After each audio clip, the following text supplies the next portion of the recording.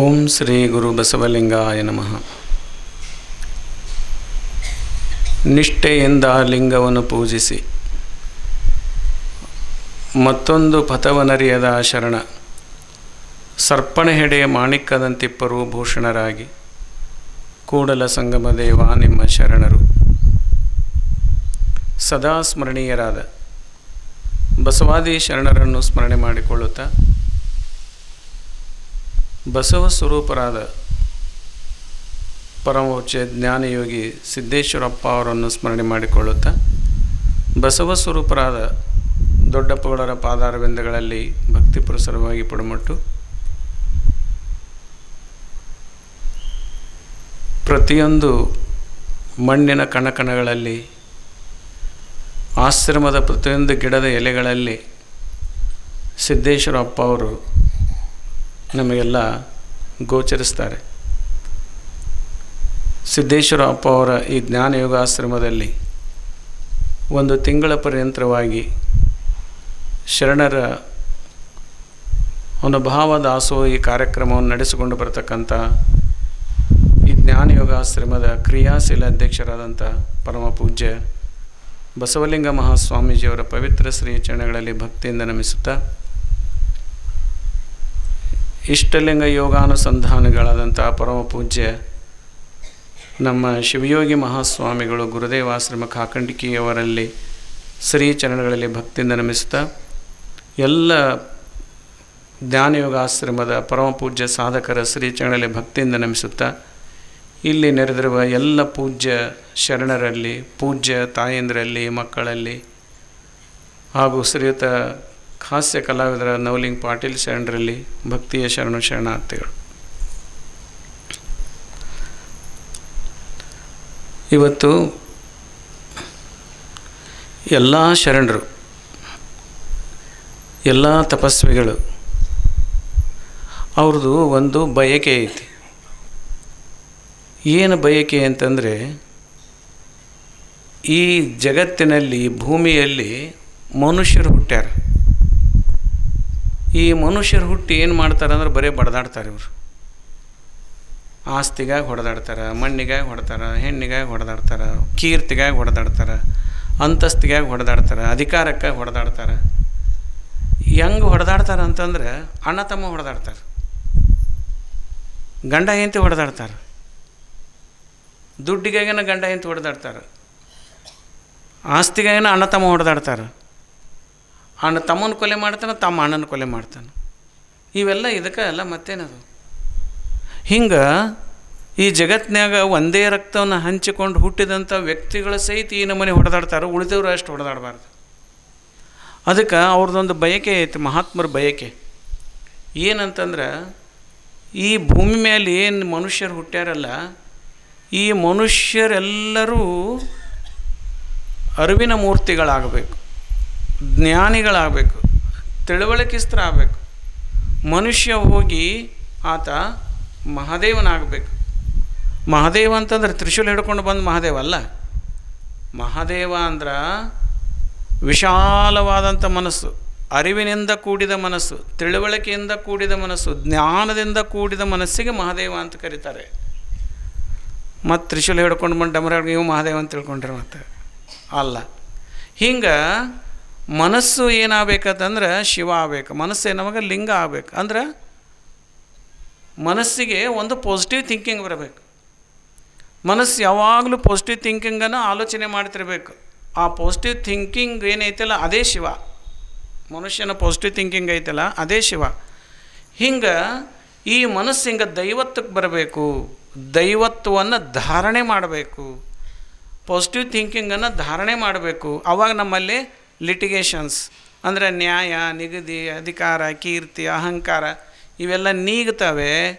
ಎಲ್ಲರಲ್ಲಿ ಒಂದು ಸದ್ಭಾವನೆ ಮೂಡ್ತತಿ.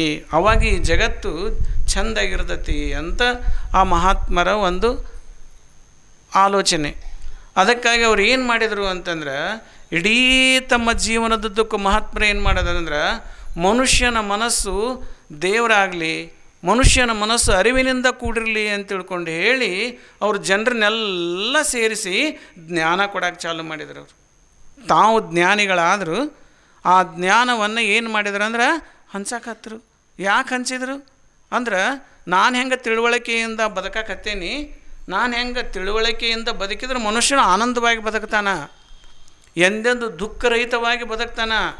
ದುಃಖ ಇಲ್ಲದಂಗೆ ಬದುಕಬೇಕು, ನಾವು ಸುಖವಾಗಿ ಬದುಕಬೇಕು. ಸುಖವಾಗಿ ಬದುಕಬೇಕಂದ್ರೆ ಮನುಷ್ಯನ ಮನಸ್ಸಿಗೆ ಅರಿವು ಬೇಕು, ತಿಳುವಳಿಕೆ ಬೇಕು. ಈಟಿಟಕ್ಕೆ ಜಗಳಾಡೋದು, ಈಟಿಟಕ್ಕೆ ಜಗಳಾಡೋದು. ಜಗಳಾಡಿದ್ರೆ ಏನು ಬರ್ತೈತಿ? ಅವ್ರ ಮನಸ್ಸು ತಾಪಕತಿ, ಇವ್ರ ಮನಸ್ಸು ತಾಪಕತಿ. ಅವ್ರ ಬಿ ಪಿನೇ ಇರ್ತೈತಿ, ಇವ್ರ ಬಿ ಪಿನೇ ಇರ್ತೈತಿ. ಡಾಕ್ಟ್ರಿಗೆ ಲಾಭ ಆಕತಿ ಅಷ್ಟೇ. ಡಾಕ್ಟ್ರಿಗೆ ಲಾಭ ಆಗಲಿಲ್ಲ ಅಂದ್ರೆ ಹೊಡೆದಾಡಿದ್ರೆ ಏನಾಕತಿ ಅಂದ್ರೆ ಸ್ಟೇಷನ್ಗೆ ಹೋಗತಿ, ಮುಂದೆ ಕೋರ್ಟ್ಗೆ ಹೋಗತಿ, ವಕೀಲರ ಲಾಭ ಆಕತಿ. ಇವ್ರಿಗೇನು ಲಾಭ ಆಯ್ತು? ಹಿಂಗೆ ಅದಕ್ಕಾಗಿ ಇವರು ಮತ್ತೆ ಕೊನೆಯ ತನಕನೂ ಸಾಯು ಮಟನೂ ದುಃಖದಾಗೆ ಇರ್ತಾರ. ಅದಕ್ಕಾಗಿ ಈ ಮನಸ್ಸು ದುಃಖದಿಂದ ಕೂಡಿರಬಾರ್ದು, ನೋವಿನಿಂದ ಕೂಡಿರಬಾರ್ದು, ಈ ಮನಸ್ಸು ಕಷ್ಟದಿಂದ ಕೂಡಿರಬಾರ್ದು. ಯಾವಾಗಲೂ ಆನಂದಮಯವಾಗಿರಬೇಕು, ಸುಖಮಯವಾಗಿರಬೇಕು. ಅದಕ್ಕಾಗಿ ಈ ಮನಸ್ಸಿಗೆ ಏನು ಬೇಕಂದ್ರೆ ಅರಿವು ಬೇಕು. ಅದಕ್ಕೆ ತಾವು ಅರಿವನ್ನು ಸಂಪಾದನೆ ಮಾಡಿಕೊಂಡು ತಾವು ಸಂಪಾದನೆ ಮಾಡಿದಂಥ ಅರಿವನ್ನು ಹೆಂಗೆ ಅವರು ದುಃಖರಹಿತವಾಗಿ ಆನಂದವಾಗಿರ್ತಾರೋ ನನ್ನಂಗೆ ಇವರು ಎಲ್ಲರೂ ಆನಂದವಾಗಿರಬೇಕು, ದುಃಖರಹಿತವಾಗಿರಬೇಕು ಅಂಥೇಳಿ ಕೇಳಿ ಯಾವ ಅರಿವಿನಿಂದ ನಾನು ಆನಂದವಾಗಿದ್ದೇನೋ ಆ ಅರಿವನ್ನು ನಾನು ಹಂಚ್ಕೊತ ಹೋಗಬೇಕು ಅಂತ ತಿಳ್ಕೊಂಡು ಹೇಳಿ ಅವರು ಜನರ ಮಧ್ಯದಲ್ಲಿ ಬಂದು ಅರಿವನ್ನು ಹಂಚುವಂಥ ಕೆಲಸವನ್ನು ಮಾಡಿದರು. ಯಾಕೆ ಮಾಡಿದರು?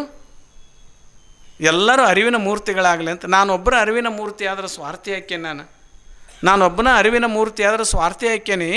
ಅದಕ್ಕೆ ನಾನೇನು ಸಂಪಾದನೆ ಮಾಡೀನಿ ಅದನ್ನು ನಾನು ಎಲ್ಲರಿಗೆ ಆ ಜ್ಞಾನವನ್ನು ಹಂಚ್ಕೊತ ಹೋದರೆ ಅವರು ನನ್ನಂಗೆ ಸುಖವಾಗಿರ್ತಾರೆ, ಅವರು ನನ್ನಂಗೆ ಆನಂದವಾಗಿರ್ತಾರೆ ಅನ್ನೋದಕ್ಕಾಗಿ ಅರಿವನ್ನು ಹಂಚ್ಕೋತ ಹೋದರು.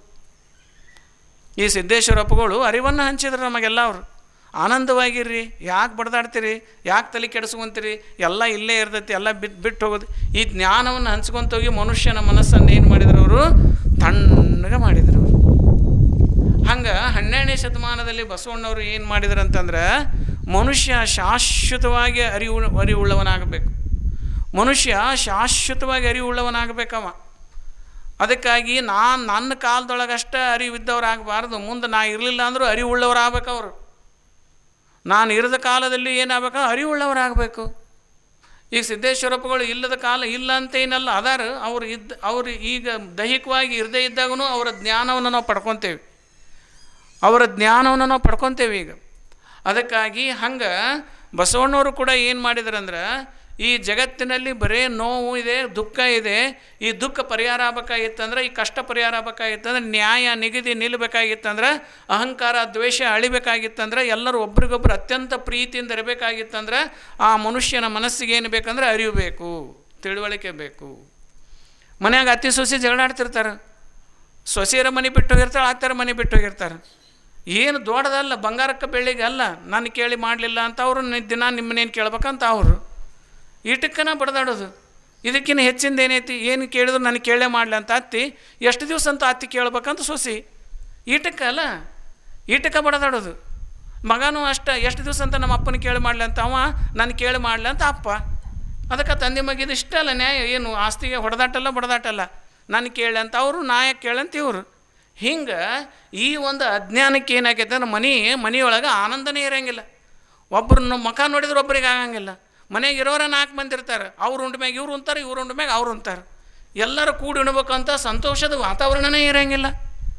ಅವ್ರು ಉಂಡು ಹೋದ್ಮ್ಯಾಗ ಉಂತೇನಾಳ ಅಂತಾರೆ ಅವ್ರು. ಮನ್ಯಾಗ ಇವ್ರಾರು 4 ಮಂದಿ ಇರ್ತಾರೆ, 4 ಮಂದಿ ಇದ್ರು ಪ್ರೀತಿ ನೀ ಬಾ ನೀ ಬಾ ನೀ ಬಾ ನೀ ಬಂದು ಮಂದಿ ಉಂತೇನೆ ಅಂತ ವಾತಾವರಣನೇ ಇರೋಂಗಿಲ್ಲ. ಯಾಕಂದರೆ ಇದು ಅಜ್ಞಾನ, ಇದು ಜ್ಞಾನದ ಕೊರತೆ, ಅರಿವಿನ ಕೊರತೆ, ತಿಳುವಳಿಕೆಯ ಕೊರತೆ. ಅದಕ್ಕಾಗಿ ಏನಕ್ಕೇವೆ ಅಂತಂದ್ರೆ ನಾವು ಮನೆಯೊಳಗೆ 4 ಮಂದಿ ಇದ್ರೂ ಕೂಡ ಒಬ್ರಿಗೊಬ್ರು ಪ್ರೀತಿಯಿಂದ ಇರೋಂಗಿಲ್ಲ. ಅವಾಗವ ಮನೆ ಬಿಟ್ಟು ಯಾವಾಗಾರ ಮನೆಗೆ ಬಂದರೆ ರಾತ್ರಿ ಎಲ್ಲಿ ಮಲ್ಕೊಳ್ಳೋ ಜಾಗ ಎಲ್ದಕ್ಕೆ ಮನೆಗೆ ಬರ್ಬೇಕವ. ಎಲ್ಲರೂ ಉಂಡು ಮಲಗಲಿ ಆನಂತರ ಬರ್ತೇನಂತ ನಾವು. ಅದಕ್ಕೆ ಈ ವಾತಾವರಣ ಹೋಗಿ ಎಲ್ಲರಲ್ಲಿ ಒಂದು ಅಂತಃಕರಣದ ವಾತಾವರಣ ಮೂಡಲಿ. ಅದಕ್ಕಾಗಿ ಮನಸ್ಸಿಗೆ ಒಂದು ತಿಳುವಳಿಕೆ, ಜ್ಞಾನ, ಅರಿವು ಬೇಕು. ಆ ಅರಿವನ್ನು ಕೊಡೋದು ಹೆಂಗೆ ಅನ್ನೋದನ್ನು ಆಲೋಚನೆ ಮಾಡಿದ್ರು ಬಸವಣ್ಣವರು. ಅವ್ರು ಏನು ಮಾಡಿದ್ರು ಅಂತಂದ್ರೆ ಈ ಮನಸ್ಸು ಅನ್ನೋದು ಏನೈತಲ್ಲ ಎಲ್ಲ ಇವ್ರದ ಈ ಮನಸ್ಸಿನಾಗ ಐತಿ. ಅಷ್ಟು ದ್ವೇಷನೂ ಮನಸ್ಸಿನಾಗ ಐತಿ, ಪ್ರೇಮನೂ ಮನಸ್ಸಿನಾಗ ಐತಿ, ಮಮತೆನೂ ಮನಸ್ಸಿನಾಗ ಐತಿ, ಕರುಣೆ ದಯ ಇವು ಮನಸ್ಸಿನಾಗ ಅದಾವು.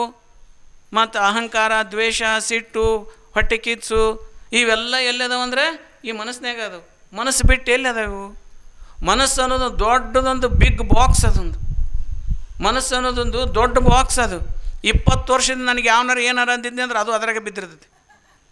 ಈ ಬಾಕ್ಸ್ನಾಗ 20 ವರ್ಷದಿಂದ ಒಂದು ಹಳೆ ಚೀಲ ಇಟ್ಟಿದ್ರಿ ಅಂದರೆ 20 ವರ್ಷ ಆದರೂ ಹಳೆ ಚೀಲ ಬಾಕ್ಸ್ನಾಗ ಇರ್ತೈತೆ. ಅದು ನೀವು 30 ವರ್ಷ ಆದರೂ ಆ ಬಾಕ್ಸ್ನಾಗ ಇರ್ತೈತೆ. ಯಾಕೆ ಇಟ್ಟಿರ್ತೀವಿ ನಾವು ಅದನ್ನು? ತೆಗೆದು ಹಾಕಿರಂಗಿಲ್ಲ ಅದನ್ನು.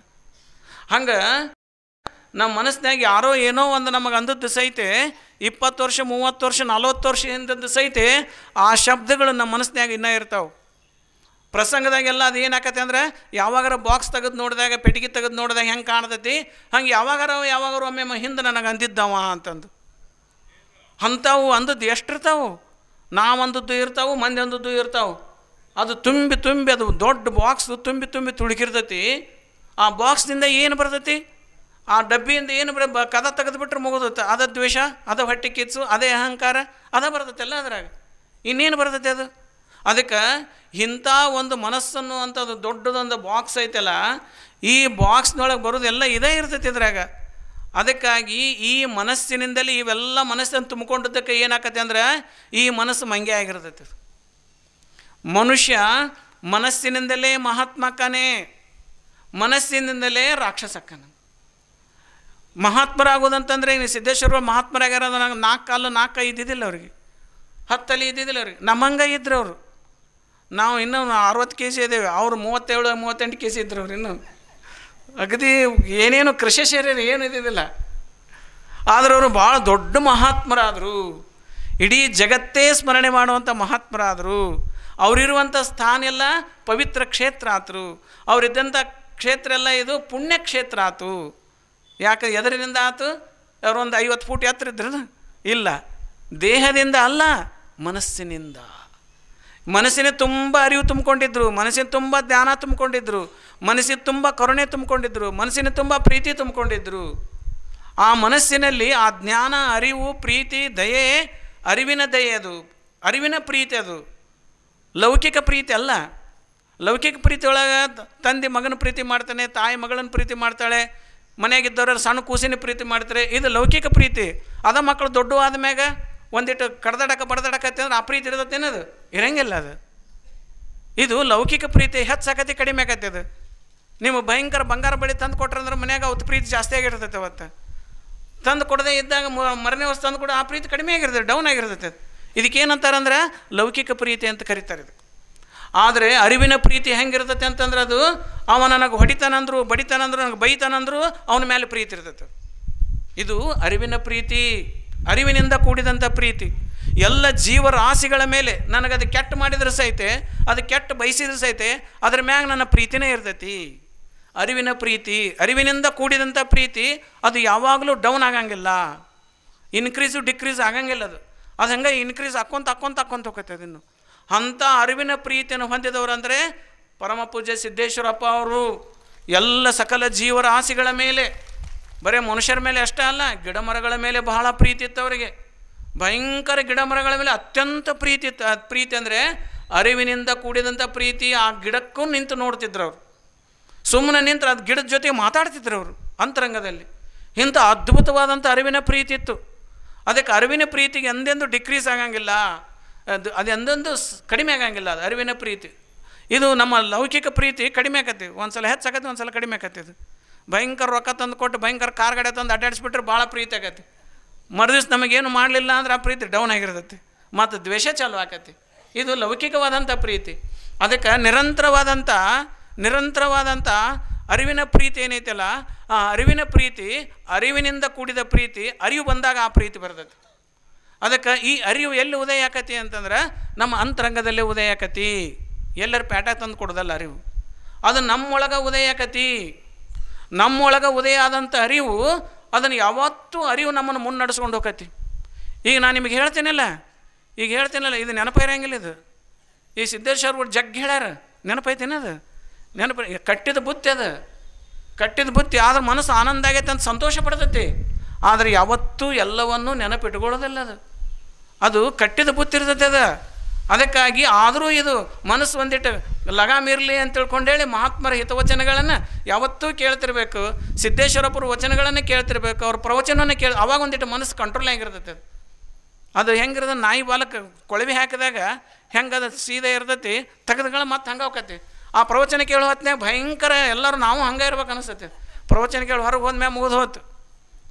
ಅದಕ್ಕೆ ಪುರಾಣ ವೈರಾಗ್ಯ, ಸ್ಮಶಾನ ವೈರಾಗ್ಯ ಅಂತಾರೆ. ಅಲ್ಲಂ ಪ್ರಭುದೇವರು ಅದಕ್ಕೆ ಏನಂತ ಕರೀತಾರೆ ಅಂತಂದರೆ ಪ್ರಸೂತಿ ವೈರಾಗ್ಯ, ಪುರಾಣ ವೈರಾಗ್ಯ, ಅದ್ರ ಜೊತೆಗೆ ಏನಂತ ಕರೀತಾರೆ ಅವರು ಸ್ಮಶಾನ ವೈರಾಗ್ಯ. ಈ ಪ್ರಸೂತಿಯವನ ತಾಯಿಗಳೆಲ್ಲ ಡೆಲಿವರಿ ಆಗೋ ಟೈಮ್ನಾಗ ಭಯಂಕರ ಪೇನ್ ಆಕತ್ತೆ. ಅದು ಕೋಟಿ ಸಿಡಿಲು ಬಡ್ದಂಗೆ ಆಕತ್ತೆ. ಅದು ಕೋಟಿ ಒಂದು ಸಿಡ್ಲು ಬಡಿದ್ರೆ ಮನುಷ್ಯ ಉಳಿಯಂಗಿಲ್ಲ. ಇನ್ನು ಕೋಟಿ ಸಿಡಿಲು ಬಡಿದ್ರೆ ಹೆಂಗೆ ಉಳಿತಾನೆ ಮನುಷ್ಯ? ಅಷ್ಟು ನೋವು ಆಕತ್ತೆ ಅಂತ ಹೇಳ್ತಾರೆ ಶರಣರು ವಚನದಲ್ಲಿ. ತಾಯಿಗಳು ನಮಗೆ ಗೊತ್ತಾಗಂಗಿಲ್ಲ, ತಾಯಿಗಳು ಅನುಭವಿಸಿರ್ತಾರೆ ಆ ನೋವನ್ನು. ಆ ಕೋಟಿ ಸಿಡಿಲು ಬಡದಷ್ಟು ನೋವು ಆಕತಿ. ಅವಾಗ ಅವ್ರ ಮನಸ್ಸಿನಾಗ ಏನು ಬರ್ತೈತೆ ಅಂತಂದ್ರೆ, ಯಪ್ಪ ನನಗೆ ಸಂಸಾರ ಸಾಕಿನ್ನ, ಇದೊಂದು ಹಡ್ದೇನಿ ಸಾಕಿನ, ಮುಂದೆ ನನ್ನ ಮಕ್ಕಳು ಬೇಡ ಅಂತೈತೆ. ಅದು ಒಟ್ಟೆ ಬೇಡಪ್ಪ, ನನಗೆ ಸಾಕಾಗೋಗ್ಬಿಟ್ಟು ಇದ್ರ ದೇವ್ರ ನಿನಗೆ ಪಾರು ಮಾಡಿಬಿಡು, ಸಾಕು ನನಗಿನ್ನು, ಇನ್ನು ಸಂಸಾರ ಬೇಡ, ಮಕ್ಕಳು ಬೇಡ, ಇದು ಒಂದು ಕೊಟ್ಟು ಸಾಕು ನನಗೆ ಅಂತಿರ್ತೈತೆ ಅಂತದ್ದು ಜೀವ. ಅವಾಗ ಮಗು ಜನನ ಆದ್ಮ್ಯಾಗ ಮಗು ನೋಡಿ ಆಟ ಆಡೋದು ನೋಡಿ ದೇವ್ರನ್ನ ಇನ್ನೊಂದು ಇಂಥದ್ದು ಮಗು ಕೊಡ ಅಂತೈತೆ ಅಂತದ್ದು. ಇದೇನಂತಂದ್ರೆ ಅದು ಪ್ರಸೂತಿ ವೈರಾಗ್ಯ. ಇನ್ನೊಂದು ಸ್ಮಶಾನ ವೈರಾಗ್ಯ ಐತೆ ಅಂತದು. ಎಲ್ಲರೂ ಮಣ್ಣು ಕೊಡಕ್ಕೆ ಹೋಗಿರ್ತೀವಲ್ಲ, ಅವಾಗ ಮಣ್ಣು ಕೊಡಕ್ಕೆ ಹೋದಾಗ ಅವ ಏನತ್ತೈತೆ ಅಂತ, ಏನಪ್ಪ ಏನು ಮಾಡಿಟ್ಟು ಏನು ಹೋದ್ ನೋಡು, ಇಷ್ಟ ಆಯಿತು ಸಂಸಾರ, ನಾಳೆ ನಮ್ಮದು ಆದ್ರೂ ಇಷ್ಟ ಇರ್ತೈತಿ, ಸುಮ್ಮನೆ ಬಡ್ದಾಡ್ತೇವೆ, ಅದು ನಂದು ಇದು ನಂದು ಬಡ್ದಾಡ್ತೀವಿ. ಎಲ್ಲರೂ ಮಾತಾಡೋದು ಇದನ್ನ ಅಲ್ಲಿ ಸ್ಮಶಾನದಾಗ ಕುತ್ಕೊಂಡು ಎಲ್ಲ ಹೆಂಗೆ ಕಟ್ಕೊಂಡು ಹೋದ್ ನೋಡಿ, ಏನು ತೊಗೊಂಡು ಹೋದ್ ನಾವು ಏನಾರ ಏನೂ ಇಲ್ಲ, ಹೆಂಗೆ ಬಿಟ್ಟು ಹೋದ್ ನೋಡವ, ಹಂಗೆ ನಮ್ಮದು ಹಂಗೆ ಇರ್ತೈತಿ. ಇದು ಅಂತ ಅಷ್ಟು ಇದನ್ನು ಮಾತಾಡೋದಲ್ಲ ಸ್ಮಶಾನದಾಗ. ಮತ್ತು ಸ್ಮಶಾನ ಬಿಟ್ಟು ಮನೆಗೆ ಬಂದ ಮ್ಯಾಗ ಅದನ್ನೇನು ಮಾಡಿದೆ ಇದನ್ನು ಮಾಡಿದೆ ಅವ್ನು ಕೂಡ ಜಗಳ ಚಾಲೂನ. ಅದು ಸ್ಮಶಾನ ವೈರಾಗ್ಯ. ಇದು ಪುರಾಣ ವೈರಾಗ್ಯ. ಈಗ ಕುಂತು ಕೇಳೋ ಹೊತ್ನ್ಯಾಗ ನಾನು ಹಿಂಗೆ ಇರ್ಬೇಕಂತೈತೆ, ಅದು ನಾನು ಹಿಂಗೆ ಇರ್ಬೇಕಂತೈತೆ, ಬಿಟ್ಟು ಹೋದ ಮ್ಯಾಗ ಮತ್ತೆ ಚಾಲೂನ ಅದು ಸಂಸಾರ. ಅದಕ್ಕಾಗಿ ಹಿಂಗೆ ಪುರಾಣ ವೈರಾಗ್ಯದವರು ಅನಂತ, ಸ್ಮಶಾನ ವೈರಾಗ್ಯದವರು ಅನಂತ, ಪ್ರಸೂತಿ ವೈರಾಗ್ಯದವರು ಅನಂತ, ಸಹಜ ವೈರಾಗ್ಯರು ಒಬ್ಬರನ್ನು ಕಾಣೆ ಗುಹೇಶ್ವರ. ಸಹಜವಾಗಿ ಅರಿವಿನಿಂದ ಕೂಡಿದಂಥ ವೈರಾಗ್ಯವಂತರನ್ನು, ಸಹಜ ವೈರಾಗ್ಯದನ್ನು ಕಾಣೋದು ಭಾಳ ಕಷ್ಟ ಐತಿಪ್ಪ ಅಂತಾರೆ ಅವರು. ಅಂಥ ಸಹಜ ವೈರಾಗ್ಯಗಳು ಯಾರಂತಂದ್ರೆ ಸಿದ್ದೇಶ್ವರಪ್ಪ ಅವರು. ಸಹಜ ವೈರಾಗ್ಯಗಳವರು ಯಾವಾಗಲೂ 24 ತಾಸು ವೈರಾಗ್ಯ ಅವರಿಗೆ, ಇಡೀ ಜೀವನ ತುಂಬ ವೈರಾಗ್ಯ, ಜೀವನ ತುಂಬ ಅರಿವು. ಅಂಥ ಮಹಾ ವೈರಾಗ್ಯವಂತರನ್ನು, ಅರಿವುಳ್ಳವರು ನಾವು ನೋಡೇವೆಲ್ಲ, ನಮ್ಮಂಥ ಪುಣ್ಯ ಯಾರಿಗೂ ಇಲ್ಲ ಅಂತ ಅನಿಸ್ತೈತಿ. ಅದಕ್ಕಾಗಿ ಅಂಥ ಒಂದು ಸಹಜವಾದಂಥ ಅರಿವು, ಅದು ನಾವು ಹಿಂಗೆ ಹೇಳಿದ್ರೆ ಅದು ಯಾವತ್ತೂ ನೆನಪುಳಿಯಂಗಿಲ್ಲ. ಆ ಅರಿವು ಎಲ್ಲಾಗಿರ್ಬೇಕಂದ್ರೆ, ಈ ಮಂದಿ ಮನೆಗೆ ಗಿಡ ಇರ್ತೈತಿ, ಹೂವಿನ ಗಿಡ ಇರ್ತೈತೆ ಅಂತ ತಿಳ್ಕೊಡ್ರಿ. ಆ ಮಂದಿ ಮನೆಗೆ ಹೋಗಿ ಹೂವಿನ ಗಿಡ ಕೇಳಕ್ಕೆ ಹೋದ್ರೆ 1-2 ಹೂ ಕೊಡ್ರಿ ಅಂತ ಪ್ರತಿ ಸಲನೂ ಅವ್ರ ಕಡೆಯಿಂದ ಕ್ಷಮ ಕೇಳಿ 4 ಹೂ ಹೊರ್ಕೊಂಬರ್ಬೇಕು. ಪ್ರತಿ ಸಲನೂ ಪರ್ಮಿಷನ್ ತೊಗೋಬೇಕು. ಹೆಚ್ಚಿಗೆ ಹೂ ಹೊರ್ಕೊಂಡ್ರೆ ಇಷ್ಟ ಕರ್ಕೊಂಡ್ರಿ ಅಂತಾರೆ ಅವ್ರು. ಅದು ನಮ್ಮ ಮನ್ಯಾಗ ಒಂದು ಗಿಡ ಹಚ್ಚಿಬಿಟ್ರೆ ಬೇಕಾದಷ್ಟು ನಾವು ಮಂದಿ ಕೊಡ್ಬೋದು. ಸ್ವತಂತ್ರ ಹೆಂಗಿರ್ತೈತಿ, ಭಾರಿ ಸ್ವತಂತ್ರ. ಹಂಗೆ ನಾವು ಈ ಅರಿವು ತೊಗೊಳಕಂತಂದ್ರೆ ಪ್ರವಚನ ಕೇಳಬೇಕು, ಮಾಡಬೇಕು ಅಂತಂದ್ರೆ ಆ ಟೈಮ್ಗೆ ಹೋಗ್ಬೇಕು, ಆ ಟೈಮಿಗೆ ಕೇಳ್ಬೇಕು, ಎಲ್ಲ ಮಾಡ್ಬೇಕು. ಆದ್ರೆ ಅದೇ ಅರಿವು ನಮ್ಮೊಳಗೆ ಹುಡ್ತೆ ಅಂತಂದ್ರೆ ನಮ್ಗೆ ಎಷ್ಟು ಅರಿವು ಇರ್ತೈತೆ ಅದು. ಅದಕ್ಕಾಗಿ ಈ ಪ್ರವಚನ ಕೇಳೋದೇನೈತಲ್ಲ, ನಮ್ಮೊಳಗೆ ಅರಿವು ಉದಯ ಆಗಲಿ ಅನ್ನೋದಕ್ಕೊಂದು ಸಹಾಯ ಮಾಡ್ತೈತೆ ಅದು. ಅದಕ್ಕೆ ಸಹಾಯ ಮಾಡ್ತೈತೆ. ಅವ ನಮ್ಮೊಳಗೆ ಅರಿವು ಉದಯ ಆಯ್ತಂದ್ರೆ ನಾವು ಇನ್ನೊಬ್ಬರಿಗೆ ಕೊಡೋಕೆ ಚಾಲು ಮಾಡ್ತೇವೆ ಅರಿವು. ಈ ಸಿದ್ದೇಶ್ವರಪ್ಪಗಳಲ್ಲಿ ಅರಿವು ಉದಯ ಆಯ್ತು, ಅವ್ರೆಲ್ಲರಿಗೆ ಕೊಟ್ಕೊಂತ ಹೋದರು.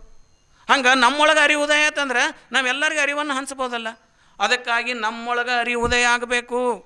ನಮ್ಮೊಳಗೆ ಅರಿವು ಉದಯ ಆಗ್ಬೇಕಂತಂದ್ರೆ ಅದಕ್ಕೊಂದು ಮಾರ್ಗವ ಬೇಕು. ಹೆಂಗೆ ನಾವು ಅರಿವನ್ನು ಉದಯ ಮಾಡ್ಕೋಬೇಕು? ಈಗ ನೀವು ತುಪ್ಪ ತೆಗಿಬೇಕಾಗೈತ್ರಿ ಅವರ, ಹೆಂಗೆ ತೆಗಿಬೇಕಂದ್ರೆ ಒಂದು ಮಾರ್ಗ ಹೇಳಿಕೊಡ್ತೀರಿ ಮಗಳಿಗೆ. ಹಿಂಗೆ ಮಾಡುವ, ಹಾಲು ಕಾಸು ಹೆಪ್ಪಾಕು ಅಂತ, ಹಿಂಗೆ ಕಡಿದ್ರೆ ಬೆಣ್ಣೆ ಬರೋ ಕಾಸು ಅಂತ ಹೇಳಿ ಇದೊಂದು ಪ್ರೊಸೆಸ್, ಮಾರ್ಗವನ್ನು ಹೇಳಿಕೊಡ್ತೀರಿ. ಹೇಳಿಕೊಟ್ಟಾಗ ತುಪ್ಪ ಸಹಜವಾಗಿ ಬರ್ತೈತಿ. ಹಂಗೆ ಈ ಅರಿವು ಉದಯ ಆಗ್ಬೇಕಲ್ಲಿದು. ಈ ಅರಿವು ನಮ್ಮೊಳಗೆ ಉದಯ ಆಗ್ಬೇಕಾಗಿತ್ತಂದ್ರೆ ಇದಕ್ಕೊಂದು ಮಾರ್ಗ ಬೇಕಾಗೈತಿ. ಇದಕ್ಕೊಂದು ಮಾರ್ಗ ಬೇಕು, ಹೆಂಗೆ ಅರಿವು ಉದಯ ಮಾಡ್ಕೋಬೇಕು ಅಂತ. ಅದಕ್ಕೆ ಈ ಮಾರ್ಗವನ್ನು ಹೇಳಿಕೊಟ್ಟವ್ರು ಯಾರಂತಂದ್ರೆ ಬಸವಣ್ಣನವರು ಹೇಳಿಕೊಟ್ರು. ಮಾರ್ಗವನ್ನು ಹೇಳಿಕೊಟ್ರು, ಮಾರ್ಗವನ್ನು ತೋರಿಸಿಕೊಟ್ರು, ಆ ಮಾರ್ಗವನ್ನು ಪ್ರಯೋಗ ಮಾಡಿ ತೋರಿಸಿಕೊಟ್ರು. ಪ್ರಯೋಗ ಮಾಡಿ ತೋರಿಸಿಕೊಟ್ರು ಅವರು. ಒಂದು ವಾಕ್ಯ ಬರ್ತೈತಿ, ಯತ್ರ ಜೀವ ತತ್ರ ಶಿವ ಅಂತ ಒಂದು ವಾಕ್ಯ ಬರ್ತೈತಿ. ಎಲ್ಲಿ ಜೀವ ಐತೆ ಅಲ್ಲಿ ಶಿವ ಐತೆ ಅಂತ ವಾಕ್ಯ ಬರ್ತೈತಿ.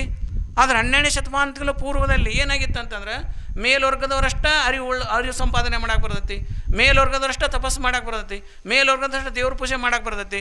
ಕೆಳವರ್ಗದವ್ರಿಗೆ ಹೆಣ್ಮಕ್ಳೆಲ್ಲ ಶೂದ್ರ ವರ್ಗದವರು, ಇವ್ರು ಪೂಜೆ ಮಾಡಕ್ಕೆ ಬರೋಂಗಿಲ್ಲ, ಪೂಜೆಯಿಂದ ನಿಷೇಧ. ಇವರೆಲ್ಲ ಹೆಣ್ಮಕ್ಳೆಲ್ಲ ಇವರು ಶೂದ್ರದಾರ, ಇವರಿಗೆ ದೇವ್ರ ಪೂಜೆ ಮಾಡೋ ಹಕ್ಕಿಲ್ಲ, ಇವರಿಗೆ ಜಪ ಮಾಡೋ ಹಕ್ಕಿಲ್ಲ, ತಪಸ್ಸು ಮಾಡೋ ಹಕ್ಕಿಲ್ಲ ಅಂತೆಲ್ಲ ತೆಗೆದ್ರು. ಕೆಳವರ್ಗದವ್ರಿಗೆ ಹಕ್ಕಿಲ್ಲ. ಕೆಳವರ್ಗ ದೇವ್ರನ್ನ ತಪಸ್ಸು ಮಾಡೋಂಗಿಲ್ಲ, ದೇವ್ರ ಪೂಜೆ ಮಾಡೋಂಗಿಲ್ಲ, ದೇವ್ರ ಮುಖ ನೋಡೋಂಗಿಲ್ಲ. ಅದಕ್ಕೆ ದೇವ್ರ ಗುಡಿ ಮುಂದೆ ಏನು ಮಾಡಿ ದೊಡ್ಡದೊಂದು ಪರದೆ ಹಾಕಿದ್ರು. ದಾರ್ಯಾಗ ಹೋಗುವತ್ನ್ಯಾಗ ಸಹಿತ ಅವನು ದರ್ಶನ ಆಗಬಾರ್ದು ಅಂತಂದು. ಅದಕ್ಕೆ ಹಿಂಗೆ ಅದೊಂದು ಸೋಷಿಯಲ್ ಸಿಸ್ಟಮ್, ಅದು ಸಾಮಾಜಿಕವಾದಂಥ ವ್ಯವಸ್ಥೆ, ಅದು ಸಾಮಾಜಿಕ ವ್ಯವಸ್ಥೆ. ಆವಾಗ ಯತ್ರ ಜೀವ ತತ್ರ ಶಿವ ಅನ್ನುವಂಥ ವಾಕ್ಯ ಐತಿ. ಮತ್ತು ಇದ್ರ ಹೆಣ್ಮಕ್ಳಲ್ಲಿ ದೇವರಿಲ್ಲ, ಹೆಣ್ಮಕ್ಳ ದೇವರಿಂದ ವಂಚಿತರು, ದಲಿತರೆಲ್ಲ ದೇವರು ವಂಚಿತರು, ಬಡವರ್ಗದೆಲ್ಲ ದೇವರು ವಂಚಿತರು, ಮೇಲ್ವರ್ಗದವ್ರಿಗಷ್ಟೇ ದೇವರು ಒಲಿತನ ಅನ್ನೋದಾತಂತಂದ್ರೆ ಈ ವಾಕ್ಯಕ್ಕೇನು ಬೆಲೆ ಐತಿ?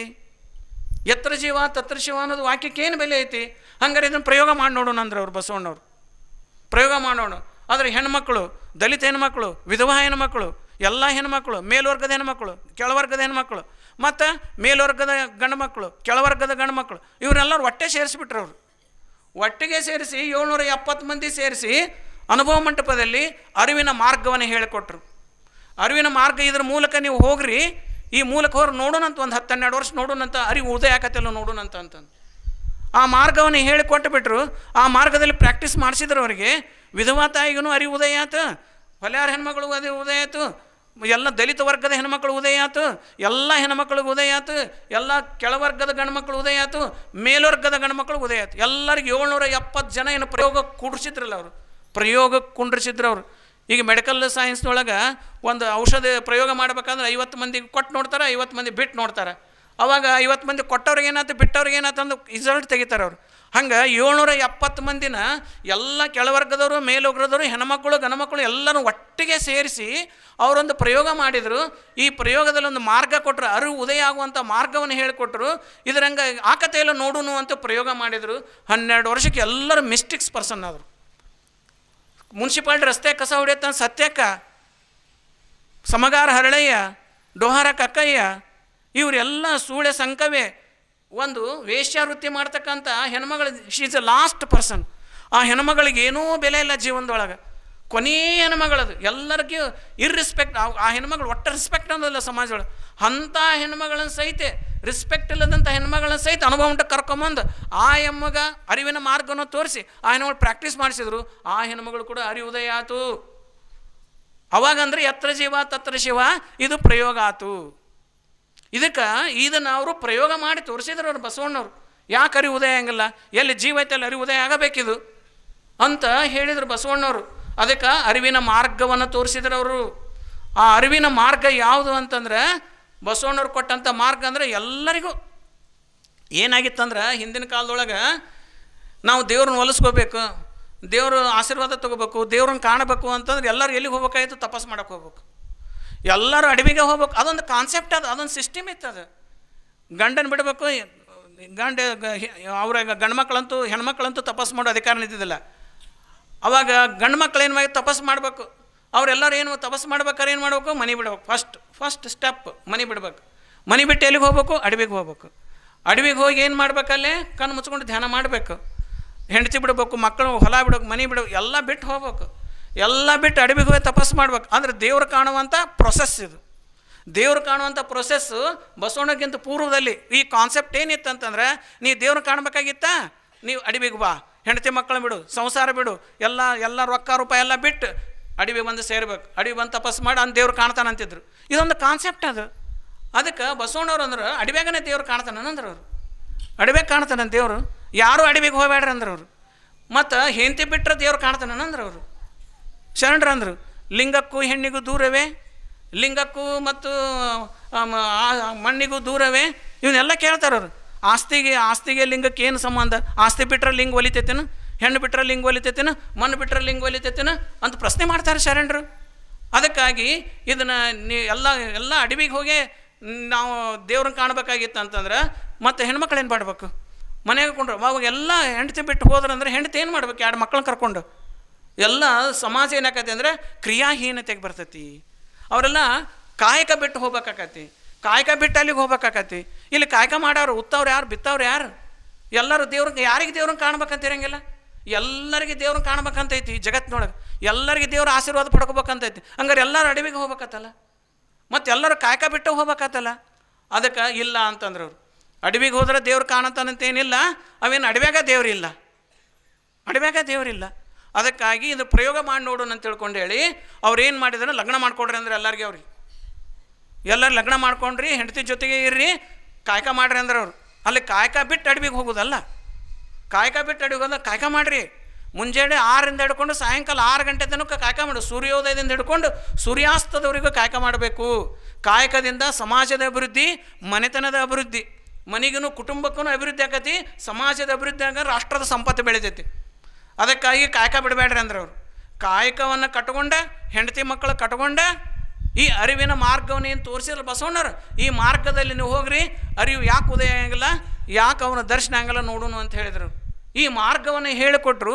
ಎಲ್ಲ 770 ಮರಗಣಗಳು ಏನು ಅಲ್ಲಂಪ್ರಭುದೇವರು ಮತ್ತು ಅಕ್ಕಮಹಾದೇವಿ ಚನ್ನಬಸವಣ್ಣನ ಬಿಟ್ಟರೆ, ಸಿದ್ದರಾಮೇಶ್ವರ 4 ಮಂದಿ ಬಿಟ್ಟರು, ಉಳಿದವರು ಎಲ್ಲರೂ ಸಂಸಾರಿಗಳು. ಅವರೆಲ್ಲರೂ ಎಲ್ಲ ಜಾತಿ ವರ್ಗದವರಿದ್ದರು. ಅವರೆಲ್ಲರೂ ಮಿಸ್ಟಿಕ್ಸ್ ಪರ್ಸನ್ಸ್, ಎಲ್ಲರೂ ಅನುಭಾವಿಗಳ ಅರಿವಿನ ಮೂರ್ತಿಗಳಾದರು. ಅದಕ್ಕೆ ಈ ಮಾರ್ಗವನ್ನು ಬಸವಣ್ಣವ್ರು ಏನು ಹೇಳ್ಕೊಟ್ರಲ್ಲ, ಅದು ಯಾವ ಮಾರ್ಗ ಅಂತಂದ್ರೆ ಅದು ಬಸವಣ್ಣವ್ರನ್ನ ಕಂಡು ಹಿಡಿದ್ರೆ ಅದನ್ನು ಏನಂತಂದ್ರೆ ಲಿಂಗಯೋಗ ಮಾರ್ಗ. ಇಷ್ಟಲಿಂಗ ಅನ್ನುವಂಥ ಒಂದು ವಸ್ತು ಕೊಟ್ಟರು.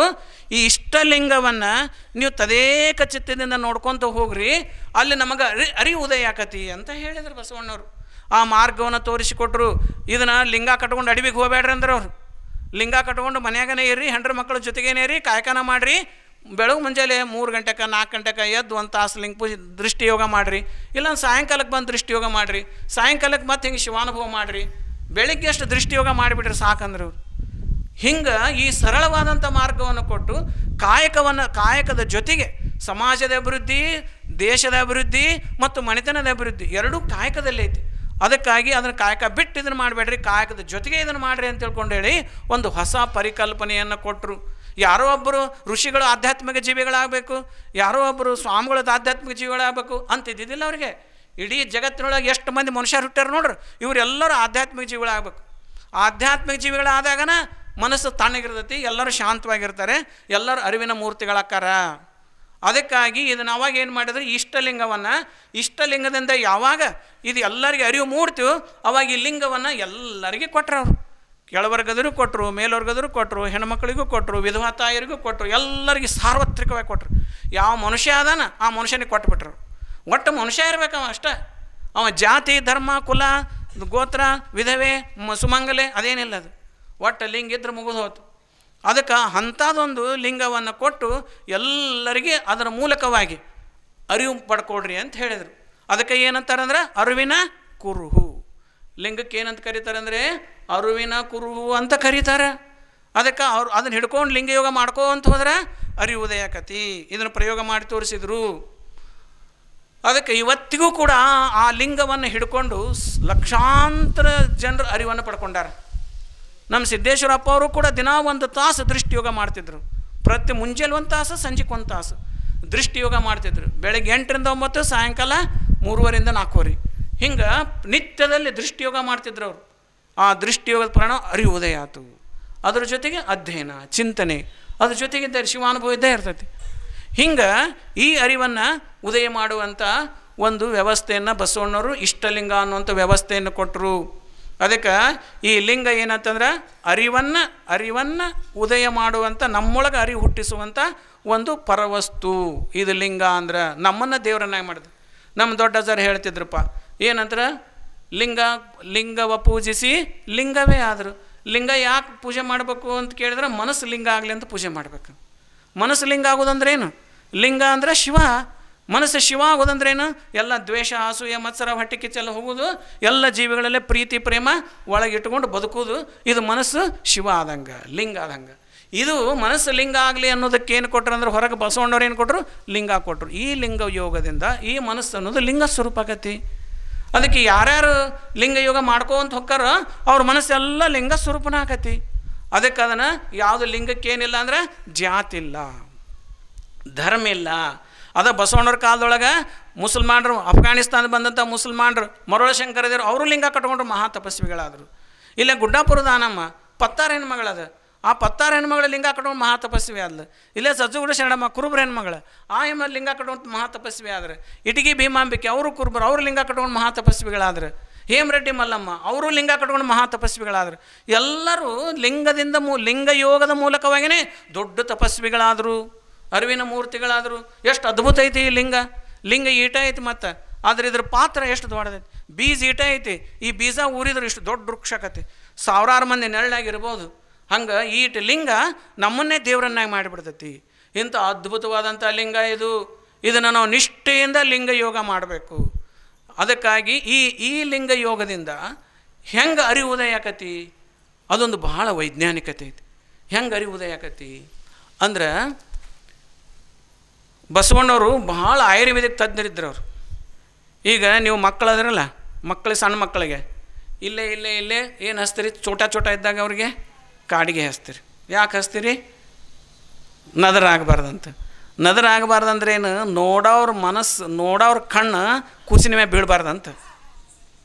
ನೋಡೋರ ಕಣ್ಣು ಕೂಸಿನ ಮ್ಯಾಗ ಬೀಳಬಾರ್ದಂತ. ಮತ್ತು ನೋಡೋರ ಕಣ್ಣು ಕೂಸಿನವ್ರು ನೋಡ್ತಾರಂದ್ರೆ ನೋಡೋರ ಕಣ್ಣು ಕೂಸಿನ ಮ್ಯಾಗ ಬೀಳುವುದಲ್ಲ. ಮತ್ತು ಅದು ನೋಡೋರ ಕಣ್ಣು ಕೂಸಿನವ್ರು ನೋಡ್ತಾರಂದ್ರೆ ಅವ್ರ ಕಣ್ಣು ಕೂಸಿನ ಮ್ಯಾಗ ಬೀಳುವುದಲ್ಲ. ಮತ್ತು ಅದಕ್ಕೆ ಒಂದು ಆ್ಯಂಟಿ ಮಿಸೈಲ್ ಕೊಟ್ರು ಅವರು ಬಸವಣ್ಣವರು. ಈಗ ಯಾವುದಾದ್ರು ಒಂದು ನಮ್ಮಲ್ಲಿ ಒಂದು ಅಟಾಮ್ ಬಾಂಬ್ ಬರ್ತೈತಿ ಅಂತಂದ್ರೆ ಅದನ್ನು ಅಲ್ಲೇ ಹೊಡೆದೋಡಿಸುವಂಥ ಒಂದು ನಮ್ಮಲ್ಲಿ ಡ್ರೋನ್ ಇರ್ತೈತಿ. ಅದಲ್ಲಿ ಬರ್ತೈತಿ, ಕಂಡು ಹಿಡಿದವ್ರು ಅಲ್ಲಿಂದ ಹೊಡೆದು ಹಾಕ್ತಾರೆ. ಅಂಥ ಮಿಷನ್ ಬಂದವು ನಮಗೆಲ್ಲ. ಹಂಗೆ ಆ ಮನುಷ್ಯ ಕೂಸಿನ ನೋಡ್ತಾನಂತಂದ್ರೆ ಅವನ ದೃಷ್ಟಿ ಕೂಸಿನ ಮ್ಯಾಗ ಬೀಳುಕಿನ ಮುಂಚೆಕನ ಆ ದೃಷ್ಟಿಯನ್ನು ತನ್ನ ಕಡೆ ಜಕ್ಕೊಂತೈತಿ. ಅದು ಕೂಸಿನ ಮ್ಯಾಗ ಅವನ ದೃಷ್ಟಿ ಕೂಸಿನ ಮ್ಯಾಗ ಬೀಳುಕಿನ ಮುಂಚೆಕನ ಆ ನೋಡೋನ ದೃಷ್ಟಿಯನ್ನು, ನೋಡೋನ ಮನಸ್ಸನ್ನು ತನ್ನ ಕಡೆ ಜಕ್ಕೊಂಡ್ಬಿಡ್ತೈತೆ. ಅದು ಯಾವುದದು? ಕಾಡಿಗೆ ನೋಡೋನ ಮನಸ್ಸನ್ನು ತನ್ನ ಕಡೆ ಸೆಳ್ಕೊಂಡ್ಬಿಡ್ತೈತಿ. ಇದು ಒಂದು ನ್ಯಾಚುರಲ್ ಪ್ರಾಪರ್ಟಿ. ಎದಕ್ಕೈತೆ ಅಂದ್ರೆ ಕಾಡಿಗೆಗೆ ಐತೆ. ಅದಕ್ಕೆ ಇವರು ಆಯುರ್ವೇದಿಕ್ ತಜ್ಞರಾಗಿದ್ದರು. ಅದಕ್ಕಾಗಿ ಏನು ಮಾಡಿದ್ರು, ಇದನ್ನು ಕಾಡಿಗೆಯನ್ನು ಉಪಯೋಗಿಸ್ಕೊಂಡು ಅವ್ರೇನು ಯೂನಿವರ್ಸಲ್ ಶೇಪ್ ಕೊಟ್ರು. ಅದಕ್ಕೇನೆ ಕೈಗೆ ಮೂಗು ಕಾಲು ಕಣ್ಣು ಹಚ್ಚಲಿಲ್ಲ ಅವ್ರು. ಅದಕ್ಕೆ ಜಗತ್ತಿನ ಬ್ರಹ್ಮಾಂಡದ ಸ್ವರೂಪ ಐತೆ ನೋಡಿ, ರೌಂಡ್ ಐತೆ. ಹೊರಗೆ ನಿಂತು ನೋಡ್ರಿ ಹೆಂಗೆ ಕಾಣ್ತೈತಿ, ರೌಂಡ್ ಐತಿ. ಅಲ್ಲೇ ಹತ್ತೈತೆ ಅನ್ನೋಂಗೆ ಕಾಣ್ತೈತಿ. ಹಿಂಗೆ ಅದು ರೌಂಡ್ ಮಾಡಿ ನಮ್ಮ ಕೈಯಾಗ ಕೊಟ್ರವರು. ನಮ್ಮ ಕೈಯಾಗ ಕೊಟ್ಟು ಏನು ಮಾಡಿದರು, ಹಿಡ್ಕೊಂಡ್ರಪ್ಪ ಅಂದ್ರೆ ಅವರು. ಈಗ ಮನಸ್ಸು ಏನೈತಿ, ಮನಸ್ಸು ಅದು ಸಿಕ್ಕಾಪಟ್ಟೆ ಹರಿದಾಡ್ತಿರ್ತೈತಿ. ಈಗ ಒಂದು ಡಬರ್ಯಾಗ ಹಾಲು ಐತೆ ಅಂತ ತಿಳ್ಕೊಡ್ರಿ ಅವ್ರು. ಈ ಡಬರ್ಯಾನ ಹಾಲು ಇದು ತುಪ್ಪ ಆಗ್ಬೇಕಾರೆ ಏನು ಮಾಡಬೇಕು, ಹಾಲು ಏನಾಗಬೇಕು, ಅದು ಹೆಪ್ಪ ಆಗ್ಬೇಕದು. ಮತ್ತು ಹಾಲಿನ ಡಬರಿ ಹಾಲು ಇದ್ದಂಗೆ ಇತ್ತಂದ್ರೆ ಹೆಪ್ಪ ಆಗಂಗಿಲ್ಲ. ಅದು ಹಾಲು ಏನಾಗಬೇಕು, ಗಟ್ಟಿ ಆಗ್ಬೇಕು, ಹೆಪ್ಪ ಆಗ್ಬೇಕು. ಚಲನವಲನ ನಿಲ್ಲಬೇಕದ್ರದ್ದು. ಹಾಲಿನ ಚಲನವಲನ ಏನಾಗಬೇಕು, ಗಪ್ಪನ ನಿಲ್ಲಬೇಕದು, ಚಲಿಸ್ಬಾರ್ದು. ಚಲಿಸಿದ್ರೆ ತುಪ್ಪ ಆಗಂಗಿಲ್ಲ, ಅದು ನಿಲ್ಲಬೇಕದು. ಯಾವಾಗ ಗಟ್ಟಿಯಾಗಿ ನಿಲ್ತೈತಿ ಮುಂದಕ್ಕೆ ಏನಕ್ಕೆ ತುಪ್ಪಕ್ಕೆ ದಾರಿ ಆಕತ್ತೆ. ಹಂಗೆ ಮನಸ್ಸು ಹರಿತಿರ್ತೈತಿ, ಸಿಕ್ಕಾಪಟ್ಟೆ ಹರಿತೈತಿ. ಈ ಹರಿತಕ್ಕಂಥ ಮನಸ್ಸು ಏನಾಗಬೇಕಿದು, ನಿಲ್ಲಬೇಕು. ಹಿಂಗೆ ಮನಸ್ಸು ಹರ್ಕೊಂತ ಹೋತಂದ್ರೆ ಇದು ಮಂಗೆ ಆಗೇ ಇರ್ತೈತಿ. ಇದು ಮನಸ್ಸು ಗಪ್ಪನ ನಿಂತಂದ್ರೆ ಇದು ಮಹಾತ್ಮ ಆಕತ್ತೆ. ಅದಕ್ಕೆ ಅದು ಶಕ್ತಿ ಐತೆ. ಅದಕ್ಕೆ ಹಾಲು ಗಟ್ಟಿ ಆತಂದ್ರೆ ಮುಂದೆ ತುಪ್ಪಕ್ಕೆ ದಾರಿ ಆಕತ್ತೆ. ಅದು ಹಂಗೆ ಹರಿತಕ್ಕಂಥ ಹಾಲು ಹರ್ಕೊಂತ ಹೋತಂದ್ರೆ ತುಪ್ಪ ಸಿಗಂಗಿಲ್ಲ ನಮಗೆ. ಹಂಗೆ ಹರಿತಕ್ಕಂಥ ಮನಸ್ಸು ಹೆಪ್ಪಾಗಬೇಕು, ಗಟ್ಟಿ ನಿಲ್ಲಬೇಕು. ಅದು ಚಲನವಲನ ಆಗಬಾರ್ದು. ಅದಕ್ಕೆ ಇದು ಒಂದು ಸೈನ್ಸ್ ಮ್ಯಾಗ ಏನು ಮಾಡಿದ್ರು ಅವರು, ಮನಸ್ಸನ್ನು ನಿಲ್ಲಿಸುವಂಥದ್ದು ಒಂದು ವ್ಯವಸ್ಥೆ. ಮನಸ್ಸು ನಿಲ್ಲಿಸೋಕೆ ಏನು ಮಾಡಿದರು, ಬಸವಣ್ಣವ್ರಿಗಿಂತಲೂ ಪೂರ್ವದಲ್ಲಿ ಧ್ಯಾನ ಮಾಡ್ತಿದ್ರು. ಮನಸ್ಸು ಕಾನ್ಸಂಟ್ರೇಷನ್ ಮಾಡೋದು, ಮೈಂಡ್ ಕಾನ್ಸಂಟ್ರೇಷನ್ ಮಾಡೋದು. ಇಲ್ಲಿ ಮನಸ್ಸನ್ನು ಕೇಂದ್ರೀಕರಿಸಿ ಗಿಡದ ಬುಡಕ್ಕೆ ಹಿಂಗೆ ಕುಂತು ಬಿಡ್ತಿದ್ರು. 20 ವರ್ಷ ಕೊಂಡಿರ್ತಿದ್ರು. ಅದು ಮನಸ್ಸನ್ನು ಇಲ್ಲಿ ನಿಲ್ಲಿಸೋದು, ಮನಸ್ಸನ್ನು ಉಸಿರಿನ ಮೇಲೆ ನಿಲ್ಲಿಸು. These are all place of concentration. ಇವೆಲ್ಲ ಕೆಲವು ಮಂದಿ ಭ್ರೂಮಧ್ಯದಲ್ಲಿ ನಿಲ್ಲಿಸ್ತಾರೆ, ಕೆಲವು ಮಂದಿಲಿ ಬ್ರಹ್ಮರಂಧ್ರದಲ್ಲಿ ನಿಲ್ಲಿಸ್ತಾರೆ. ಇವೆಲ್ಲ ಪ್ಲೇಸ್ ಆಫ್ ಕಾನ್ಸಂಟ್ರೇಷನ್. ಒಟ್ಟು ಮೈಂಡ್ ಕಾನ್ಸಂಟ್ರೇಷನ್ ಅಂದ್ರೆ ಮನಸ್ಸನ್ನು ಒಂದು ಕಡೆ ನಿಲ್ಲಿಸ್ಬೇಕು. ಈ ಮನಸ್ಸನ್ನು ಒಂದು ಕಡೆ ಮನಸ್ಸು ನಿಂತಂದ್ರೆ ಅಲ್ಲಿ ಅರಿವುದಯ ಆಕತಿ. ಮನಸ್ಸು ಹಾಲು ಗಟ್ಟಿ ಆತಂದ್ರೆ ಹೆಪ್ಪಾತಂದ್ರೆ ಮುಂದೆ ತುಪ್ಪಕ್ಕೆ ದಾರಿ ಆಕತಿ. ಹಂಗೆ ಮನಸ್ಸು ನಿಂತಂದ್ರೆ ಅಲ್ಲಿ ಅರಿವಿನ ಉದಯ ಸ್ಟಾರ್ಟ್ ಆಕತಿ. ಅದಕ್ಕಾಗಿ ಮನಸ್ಸು ನಿಲ್ಲಬೇಕಾತಂದ್ರೆ ಅವ್ರು ಏನು ಮಾಡಿದ್ರು, ಇಲ್ಲಿ ನಿಲ್ಸಾಕತ್ರು. ಇದು ಭಾಳ ಡಿಫಿಕಲ್ಟ್ ಆಗಾಕತ್ತೆ. ಇದು ಕೆಲವೊಬ್ಬರು ಸಕ್ಸಸ್ ಹಾಕಿದ್ರು, ಕೆಲವೊಬ್ಬರು ಸಕ್ಸಸ್ ಹಾಕಿದ್ದಿಲ್ಲ. ಅದಕ್ಕಾಗಿ ಅವ್ರು ಏನು ಮಾಡಿದರು, ಸುಲಭವಾಗಿ ಮನಸ್ಸು ನಿಲ್ಲಬೇಕು. ನಾವು ಪ್ರಯತ್ನ ಮಾಡುವಂಗಿಲ್ಲ, ಅದಕ್ಕೆ ತಾನೇ ನಿಲ್ಲಬೇಕು ಮನಸ್ಸು. ಅದಕ್ಕಾಗಿ ಇಂಥ ಕಾಡಿಗೆ ಅದನ್ನು ನೋಡ್ಕೊಂತ ಕುಂತ್ರೆ ನೋಡೋಣ ಮನಸ್ಸನ್ನು ಕಾಡಿಗೆ ಏನು ಮಾಡ್ತೈತಿ, ತನ್ನ ಕಡೆ ಜಗ್ಗಿಬಿಡ್ತೈತಿ. ಎಲ್ಲೆಲ್ಲೋ ಹರಿತಕ್ಕಂಥ ಮನಸ್ಸು ಅನ್ನೋದು ಆ ಕಾಡಿಗೆ ಏನು ಮಾಡೋದು, ನೋಡೋನ ಮನಸ್ಸನ್ನು ಜಗ್ಗಿ ಬಿಡ್ತೈತಿ. ಒಂದು 15 ನಿಮಿಷ ಬರೀ ಲಿಂಗ ನೋಡ್ಕೊತ ಕುಂತ್ರೆ, ಸುಮ್ಮನೆ ಲಿಂಗ ನೋಡೋದು, ಮತ್ತೇನು ಮಾಡೋದು ಬೇಡ. ನೋಡ್ಕೊತ ಕುಂತ್ರೆ ಪ್ರಾಕ್ಟೀಸ್ ಬೇಕು. ಇದಕ್ಕೆ ನೋಡ್ಕೊತ ಕುಂತ್ರೆ ಏನಾಗ್ಬಿಡ್ತೈತೆ ಅಂದ್ರೆ, ಈ ಅತ್ತಾಗಿತ್ತ ಅಡ್ಡಾಡ್ತಕ್ಕಂಥ ಮನಸ್ಸು ಏನೈತಲ್ಲ, ಅದು ಸೀದಾ ಇದೇನು ಐತಲ್ಲ, ಇದು ಕಾರ್ಬನ್ ಐತಲ್ಲ, ಈ ಕಾರ್ಬನ್ ಕಣ್ಣಿನಿಂದ ನೋಡ್ಕೊತ ಕುಂತ್ವಿ ಅಂತಂದ್ರೆ ಆವಾಗ ಈ ಕಾರ್ಬನ್ ಏನು ಮಾಡ್ತೈತಿ, ಕಾಡಿಗೆ ಏನು ಮಾಡ್ತೈತಿ ಅಂದ್ರೆ, ನಾನು ನೋಡ್ತೀನಲ್ಲ, ನೋಡೋನ ಮನಸ್ಸನ್ನು ಆ ಕಾಡಿಗೆ ಸ್ವಲ್ಪ ಹೊತ್ತಿಗೆ ಜಗ್ಗಿ ಬಿಡ್ತೈತಿ, ಜಗ್ಗಿ ತನ್ನೊಳಗೆ ನಿಲ್ಲಿಸ್ಕೊಂಡ್ಬಿಡ್ತೈತಿ. ಅತ್ಯಂತ ಸುಲಭವಾಗಿ ಮನಸ್ಸು ಏನಾಕತಿ, ಅಲ್ಲೇ ಕಾನ್ಸಂಟ್ರೇಷನ್ ಆಕತಿ. ಆವಾಗ ಮನಸ್ಸಿನಾಗ ಎಲ್ಲ ಮನಸ್ಸಿನಾಗೆ ಇರ್ತಾವಲ್ಲ ಇವೆಲ್ಲ. ನಾ ಹೇಳಿದ ಮೇಲೆ ದ್ವೇಷ, ಅಸೂಯೆ, ಮತ್ಸರ, ಹೊಟ್ಟೆ ಕಿಚ್ಚು ಎಲ್ಲ ಮನಸ್ಸಿನಾಗೆ ಇರ್ತಾವಲ್ಲ. ಯಾವಾಗ ಅಲ್ಲಿ ಕಣ್ಣು ನಿಲ್ತು, ಯಾವಾಗ ಕಣ್ಣು ನಿಂತ ಮ್ಯಾಗ ಮನಸ್ಸು ಬಂದು ನಿಲ್ತು, ಮನಸ್ಸು ಬಂದು ಅಲ್ಲಿ ನಿಂತಂದ್ರೆ ಅವಾಗ ಏನಾಕತಿ ಅಂದ್ರೆ ಲಿಂಗ ಐತಲ್ಲ, ಈ ಲಿಂಗ ಕಾಣಂಗೇ ಇಲ್ಲ. ಇದು ಮನಸ್ಸು ಮತ್ತು ದೃಷ್ಟಿ ಒಂದು ಜಗದಾಗ ನಿಂತ ಮನಸ್ಸು ಮೊದಲು ಕಣ್ಣು ನಿಲ್ತೈತಿ. ಕಣ್ಣು ನಿಂತಂದ್ರೆ ಆ ಕಾಡಿಗೆ ನೋಡೋಣ ಮನಸ್ಸನ್ನು ಜಗ್ಗಿ ಬಿಡ್ತೈತಿ, ಜಗ್ಗಿಯನ್ನು ನಿಲ್ಲಿಸ್ಬಿಡ್ತೈತಿ. ಅಲ್ಲಿ ನಿಂತಂದ್ರೆ ಈ ಲಿಂಗ ಇದಕ್ಕೆ ಏನಂತಾರೆ ಅಂತಂದ್ರೆ, ಅದು ಲಿಂಗ ಇದೇನಂತಲ್ಲ, ಇದು ಏನಾಗುತ್ತೆ, ಮಾಯ ಹೋಗ್ಬಿಡ್ತೈತಿ. ಕೈಯಾಗ ಲಿಂಗ ಏನಾಗಲ್ಲ, ಕಾಣಂಗೇ ಇಲ್ಲ, ಬರೀ ಬಯಲು ಕಾಣ್ತೈತಿ, ಪೂರ್ತಿ ಬಯಲು ಕಾಣೋದು. ಯಾವಾಗ ಇಲ್ಲಿ ಲಿಂಗ ಬಯಲು ಆಕತಿ, ಯಾವಾಗ ಡಿಸಪೇರ್ ಲಿಂಗ ಬಯಲು ಆಕತಿ, ಆಟೋಮೆಟಿಕ್ ಸೈಮಲ್ಟೇನಿಯಸ್ ಪ್ರೊಸೆಸ್ ಅಂತರಂಗದಲ್ಲಿ ಮನಸ್ಸು ಬಯಲಾಗ್ಬಿಡ್ತೈತಿ, ಪೂರ್ತಿ ಮನಸ್ಸು ಬಯಲಾಗ್ಬಿಡ್ತೈತಿ. ಎಲ್ಲ ಇರೋದ ಮನಸ್ಸಿನಾಗ, ದ್ವೇಷ, ಅಸೂಯೆ, ಮತ್ಸರ, ಹೊಟ್ಟೆ ಎಲ್ಲ ಇರೋದ ಮನಸ್ಸಿನಾಗ. ಮನಸ್ಸು ಬಯಲಾತಂದ್ರೆ ಅವು ಇರಂಗೇ ಇಲ್ಲ. ಅದಕ್ಕೆ ಜೀರೋ ಮೈಂಡ್ ಅಂತ ಕರೀತಾರೆ. ಅದಕ್ಕೆ ಮನಸ್ಸು ಪೂರ್ತಿ ಬಯಲಾಗೋಗ್ಬಿಡ್ತೈತಿ, ಏನು ಇರಂಗಿಲ್ಲ, ಖಾಲಿ ಎಲ್ಲ ಬಯಲು. ಇದು ಹೆಂಗೆ ಬಯಲಾಗಿರ್ತೈತಿ, ಇದು ಬಯಲಾಗಿಬಿಟ್ಟಿರ್ತೈತಿ, ಏನೂ ಇರಂಗಿಲ್ಲ. ಏನೂ ಇಲ್ಲದಾಗ ಅದು ಏನಾಕತಿ ಅಂದ್ರೆ, ಏನೂ ಇರಂಗಿಲ್ಲ ಅಂದ್ರೆ ದ್ವೇಷ, ಅಸೂಯೆ, ಮತ್ಸರ, ಹೊಟ್ಟಿಗೆ ಏನೂ ಇರಂಗಿಲ್ಲ, ಬಯಲು. ಅಲ್ಲಿ ಏನಾಕತಿ ಅಂದ್ರೆ ಹೊಲ ಹಸನಾದಂಗೆ, ಅದು ಹೊಲ ಹಸನಾದಂಗೆ ಅದು. ಆವಾಗ ಆ ಸಮಯದಲ್ಲಿ ಏನಾಕತಿ ಅಂದ್ರೆ, ಎಲ್ಲ ಹೊಲ ಹಸನಾತಂದ್ರೆ ಹೆಂಗೆ ಬೆಳೆ ಬರ್ತೈತಿ, ಹಂಗೆ ಅಲ್ಲಿ ಹೊಲ ಹಸನಾತಂದ್ರೆ ಅಲ್ಲೇನಾಕತಿ ಅರಿವು ಅನ್ನತಕ್ಕಂಥದ್ದು ಸಾವಕಾಶ ಬೆಳೆದೈತಿ. ಒಂದೇ ದಿವಸಕ್ಕೆ ಬೆಳೆಯಂಗಿಲ್ಲ, ಅದು ಸಾವಕಾಶ ಸ್ಲೋ ಆಗಿ ಬೆಳೆದೈತಿ. ಅದನ್ನು ನಾವೇನು ಮಾಡ್ಬೇಕು, ದಿನ ಮಾಡ್ಕೋತ ಹೋಗ್ಬೇಕು. ದಿನ ಮಾಡ್ಕೋತ ಹೋದೆ, ದಿನ ಗಿಡಕ್ಕೆ ನೀರು ಹಾಕಿದ್ರೆ ಹೆಂಗೆ ಗಿಡ ಚಂದ ಬೆಳಿತೈತಿ. ದಿನ ಮಾಡ್ಕೋತ ಹೋದ್ವಿ ಅಂತಂದ್ರೆ 1 ಸೆಕೆಂಡ್ 2 ಸೆಕೆಂಡ್ ನಮ್ಮ ಮನಸ್ಸು ಬಯಲಾಗಬೇಕು. ಇಷ್ಟು 2 ಸೆಕೆಂಡ್ 1 ಸೆಕೆಂಡ್ ಮನಸ್ಸು ಬಯಲಾತಂದ್ರೆ ಸಹಿತ ಅಲ್ಲಿ ಅರಿವುದಯಕತಿ ಅಂತಾರೆ. ಏನಂತಂದರೆ, ಕ್ಷಣವಾಗಲಿ ಕ್ಷಣದೊಳಗಿನ ಅರ್ಧ ಕ್ಷಣವಾದಡಾಗಲಿ ನಿಮ್ಮ ನಿಜದ ನೆನೆಯೇ ಸಾಕು. ಬೆಂಕಿಯೊಳಗುಳ್ಳ ಗುಣ ಬಿಸಿನೀರಲ್ಲುಂಟೆ ಗುಹೇಶ್ವರ. ಈಗ ನಾವು ಬಿಸಿನೀರು ಇಟ್ಟಿರ್ತೀರಿ, ಬಿಸಿನೀರು ಗಂಟೆಗಟ್ಟಲೆ ಕೈಯಾಗಿಟ್ರು, ಅದ್ರಾಗ ಬಿಸಿನೀರು ಚರಿಗಾಗಿ ಬಿಸಿನೀರು ಇಟ್ಟರೆ ಗಂಟೆಗಟ್ಟಲೆ ನಾವು ಕೈ ಇಡ್ಬೋದು, ಯಾಕಂದ್ರೆ ಬೆಚ್ಚಗಿರ್ತಾವೆ, ಏನಾಗಂಗಿಲ್ಲ. ಮತ್ತು ಅದೇ ದೀಪ ಹಚ್ಚಿರ್ತೀವಿ ಅಲ್ಲಿ ದೇವ್ರ ಮುಂದೆ, ಅದ್ರ ಮುಂದೆ ಹಿಂಗೆ ಒಂದು ಈಟು ಕೈ ಇಟ್ಟರೆ ಚಟ್ಟ ಸುಟ್ಟು ಬಿಡ್ತೈತಿ. ಹಂಗೆ ಈ ಜೀರೋ ಮೈಂಡ್ ಅನ್ನೋದು ಏನೈತಲ್ಲ, ಇದು ಈ ಜೀರೋ ಮೈಂಡ್ ಎಲ್ಲ ಮನಸ್ಸು ಬಯಲಾಗೋ ಸ್ಥಿತಿ ಏನೈತಲ್ಲ, ಇದು ಬೆಂಕಿದ್ದಂಗೆ ಅಂತಾರೆ ಅವರು. ಇದು ಬೆಂಕಿದ್ದಂಗೆ ಇದೆ. ಹಂಗಾರೆ ಬೆಂಕಿ ಅಂದ್ರೆ ಏನಾರು ಸುಡ್ಬೇಕಲ್ಲ, ಇದ್ರಾಗ ಏನು ಸುಡ್ತಾವಂದ್ರೆ ಮನಸ್ಸಿನಾಗ ದ್ವೇಷ, ಅಸೂಯೆ, ಮತ್ಸರ, ಹೊಟ್ಟೆ ಕಿಚ್ಚು, ಅಹಂಕಾರ ಒಂದೆಲ್ಲ ಸುಟ್ಟು ಬೂದಿ ಆಗಿಬಿಡ್ತವೆ.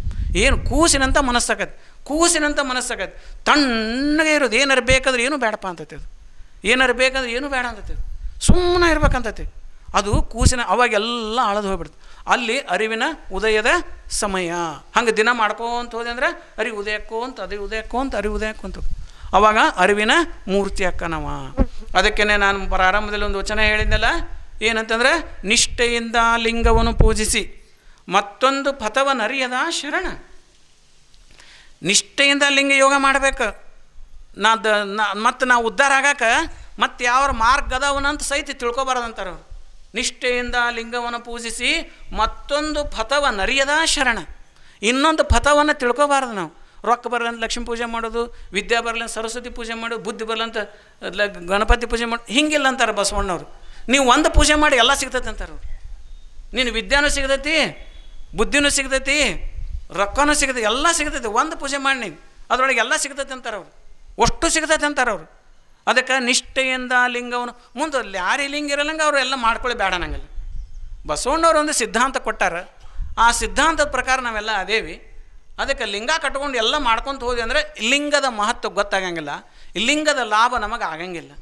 ಅದಕ್ಕೆ ಲಿಂಗದ ಲಾಭ ನಮಗೆ ಆಗಲಿ ಅಂತಂದ್ರೆ ಒಂದೇ ಚಿತ್ತದಿಂದ ಇದನ್ನು ದೃಷ್ಟಿಯೋಗ ಮಾಡಬೇಕು. ಮತ್ತು ಎಲ್ಲನೂ ಮಾಡ್ಕೊತ ಹೋದ್ವಿ ಅಂದರೆ ಇದನ್ನು ಮಾಡೋಕ್ಕೆ ಟೈಮ್ ಸಿಗಂಗಿಲ್ಲ ಅಂದ್ರೆ ನಾವು ಅದಕ್ಕೆ ಮನಸ್ಸು ಅರಿವಿನ ಸ್ವರೂಪಕ್ಕೆ ಬರೋಂಗಿಲ್ಲ. ಅದಕ್ಕಾಗಿ ಎಲ್ಲ ಮಾಡ್ಕೊತ ಹೋದ್ರೆ ಅದು ನಮಗೆ ಇದನ್ನು ಮಾಡೋಕ್ಕೆ ಟೈಮ್ ಸಿಗಂಗಿಲ್ಲ, ಇದರೊಳಗೆ ಮನಸ್ಸು ನಿಲ್ಲಂಗಿಲ್ಲ. ಅದಕ್ಕಾಗಿ ಅದು ನಮಗೆ ಲಾಭ ತಟ್ಟಂಗಿಲ್ಲ. ಯಾರಿಗೆ ಲಿಂಗ ಇಲ್ಲ ಅವರು ಮಾಡ್ಕೊತ ಹೋಗಲಿ, ಅವ್ರ ಧರ್ಮ, ಅವ್ರ ಆಚಾರ, ಅವ್ರ ಗುರುಗಳು ಹೆಂಗೆ ಮಾಡ್ಕೊಳ್ಳಿ. ಆದರೆ ಇಲ್ಲಿ ಲಿಂಗ ಇದ್ದವರು ಮಾತ್ರ ಅದನ್ನು ನಾವು ಮಾಡಿದ್ವಿ ಅಂದ್ರೆ ಅರಿವೇನು ಪಡ್ಕೋಬೇಕಲ್ಲ, ನಾವು ಅದನ್ನು ಪಡ್ಕೊಳ್ಳೋದ್ರಿಂದ ವಂಚಿತರಾಕ್ಕೇವಿ. ಅದಕ್ಕೇ ಹೇಳ್ತಾರೆ ಅವರು, ಒಳಗೆ ಒಂದು ಸಸಿ ಐತಿ, ಆವಾಗಳೋ ಜಾಗರವಿದ್ದು ಸಸಿಯ ಸಲುಹಿದನು ಕಾಣ ಗುಹೇಶ್ವರ. ಯಾವತ್ತೂ ಎಚ್ಚರಾಗಿದ್ದು ಯಾವ ಸಸಿ ಅಂದ್ರೆ ಅದರ ಅರಿವಿನ ಸಸಿ. ಅರಿವಿನ ಸಸಿಯನ್ನು ಯಾವತ್ತೂ ಜಾಗೃತದಿಂದ ಅದನ್ನು ನಾನು ಸಲಹುತ್ತೇನೆಪ್ಪ ಅಂತ ಹೇಳ್ತಾರೆ. ಅದಕ್ಕಾಗಿ ಅಂಗದ ಮೇಲೆ ಲಿಂಗ ಇದ್ದಂಥವ್ರು ಬಸವಣ್ಣವ್ರು ಏನು ಹೇಳ್ತಾರಂದ್ರೆ, ಶರಣರು ಏನು ಹೇಳ್ತಾರಂದ್ರೆ, ನಿಷ್ಠೆಯಿಂದ ಲಿಂಗವನ್ನು ಪೂಜಿಸಿ ಮತ್ತೊಂದು ಪಥವನ್ನು ಅರಿಯದ ಶರಣ. ಇನ್ನೊಂದು ಉದ್ಧಾರ ಮಾಡೋಕೆ ಐತೆ ಅಂತ ತಿಳ್ಕೊಬೇಡ ಅಂತಾರೆ. ಮತ್ತೊಂದು ಪಥವನ್ನು ಅರಿಯದ ಶರಣ, ಸರ್ಪಣ ಹೆಡೆಯ ಮಾಣಿಕ್ಯದಂತಿಪ್ಪರು ಭೂಷಣರಾಗಿ ಕೂಡಲ ಸಂಗಮ ದೇವ ನಿಮ್ಮ ಶರಣರು. ಹಿಂಗಿದ್ನಂದ್ರೆ ನಿಷ್ಠೆಯಿಂದ ಲಿಂಗ ಪೂಜೆ ಮಾಡ್ಬೇಕು. ನಿಷ್ಠೆಯಿಂದ ಲಿಂಗ ಇದು ಒಂದೇ ಪರವಸ್ತು ಅಂತ ತಿಳ್ಕೊಂಡು ಹೇಳಿ, ನೋಡಪ್ಪ ನೀನು ನನ್ನ ಕಾದರೂ ನಿಂದ ಕಾಯಿಲಿಲ್ಲ ಅಂದ್ರೆ ನೀನೇ ಒಬ್ಬನ, ನೀ ಏನು ಬೇಕಾದ ಮಾಡಿ, ನನಗೆ ಹಾಲಲ್ಲದ್ದು ನೀರಲ್ಲದ್ದು ಏನಾರು ಮಾಡಿ ನೀವು ಒಬ್ಬನ ಅದಿ.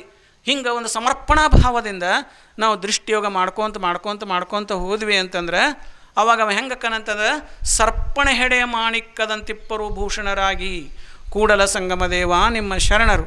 ಈ ನಾಗರಾವ್ 12 ವರ್ಷ ಕಡಿಲಿಲ್ಲ ಅಂದ್ರೆ, ನಾಗರಾವ್ ಯಾರಿಗೆ 12 ವರ್ಷ ಕಡಿಲಿಲ್ಲ ಅಂದ್ರೆ ಅದೇ ವಿಷ ಇರ್ತೈತೆ, ಹಲ್ಲಿನೊಳಗೆ ವಿಷ ಇರ್ತೈತಲ್ಲ, ಅದೇ ವಿಷದಿಂದ ಆ ನಾಗರಾವಿನೊಳಗೆ ಒಂದು ಮಾಣಿಕ್ಯ ತಯಾರಾಕೈತಿ.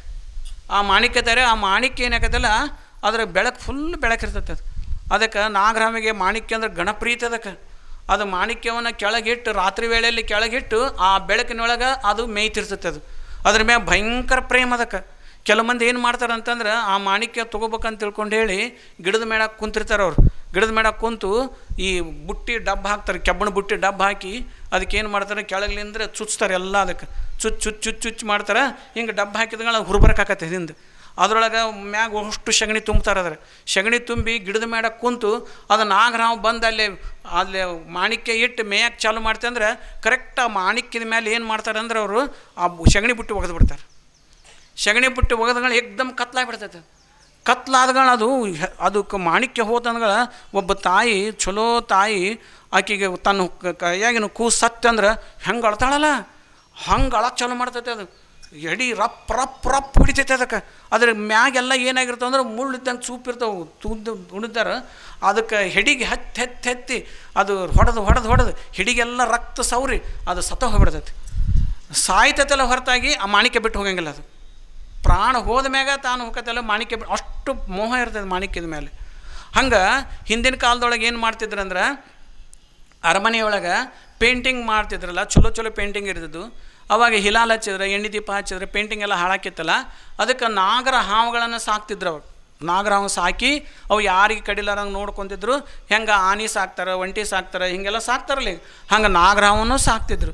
ಸಾಕಿ ಅದು 12 ವರ್ಷ 15 ವರ್ಷ ಆದಮ್ಯಾಗ ನಾಗರನ್ನು ಸಾಯಿ ಹೊಡಿತಿದ್ರು. ಸಾಯಿ ಹೊಡೋದ್ರೊಳಗಿರ್ತ ಮಾಣಿಕ್ಯವನ್ನು ತೊಗೊಂಡು ಮಾಡದೊಳಗೆ ಇಡ್ತಿದ್ರು. ಎಲ್ಲ ಮಾಡದೊಳಗೆ ಇಡ್ತಿದ್ರು.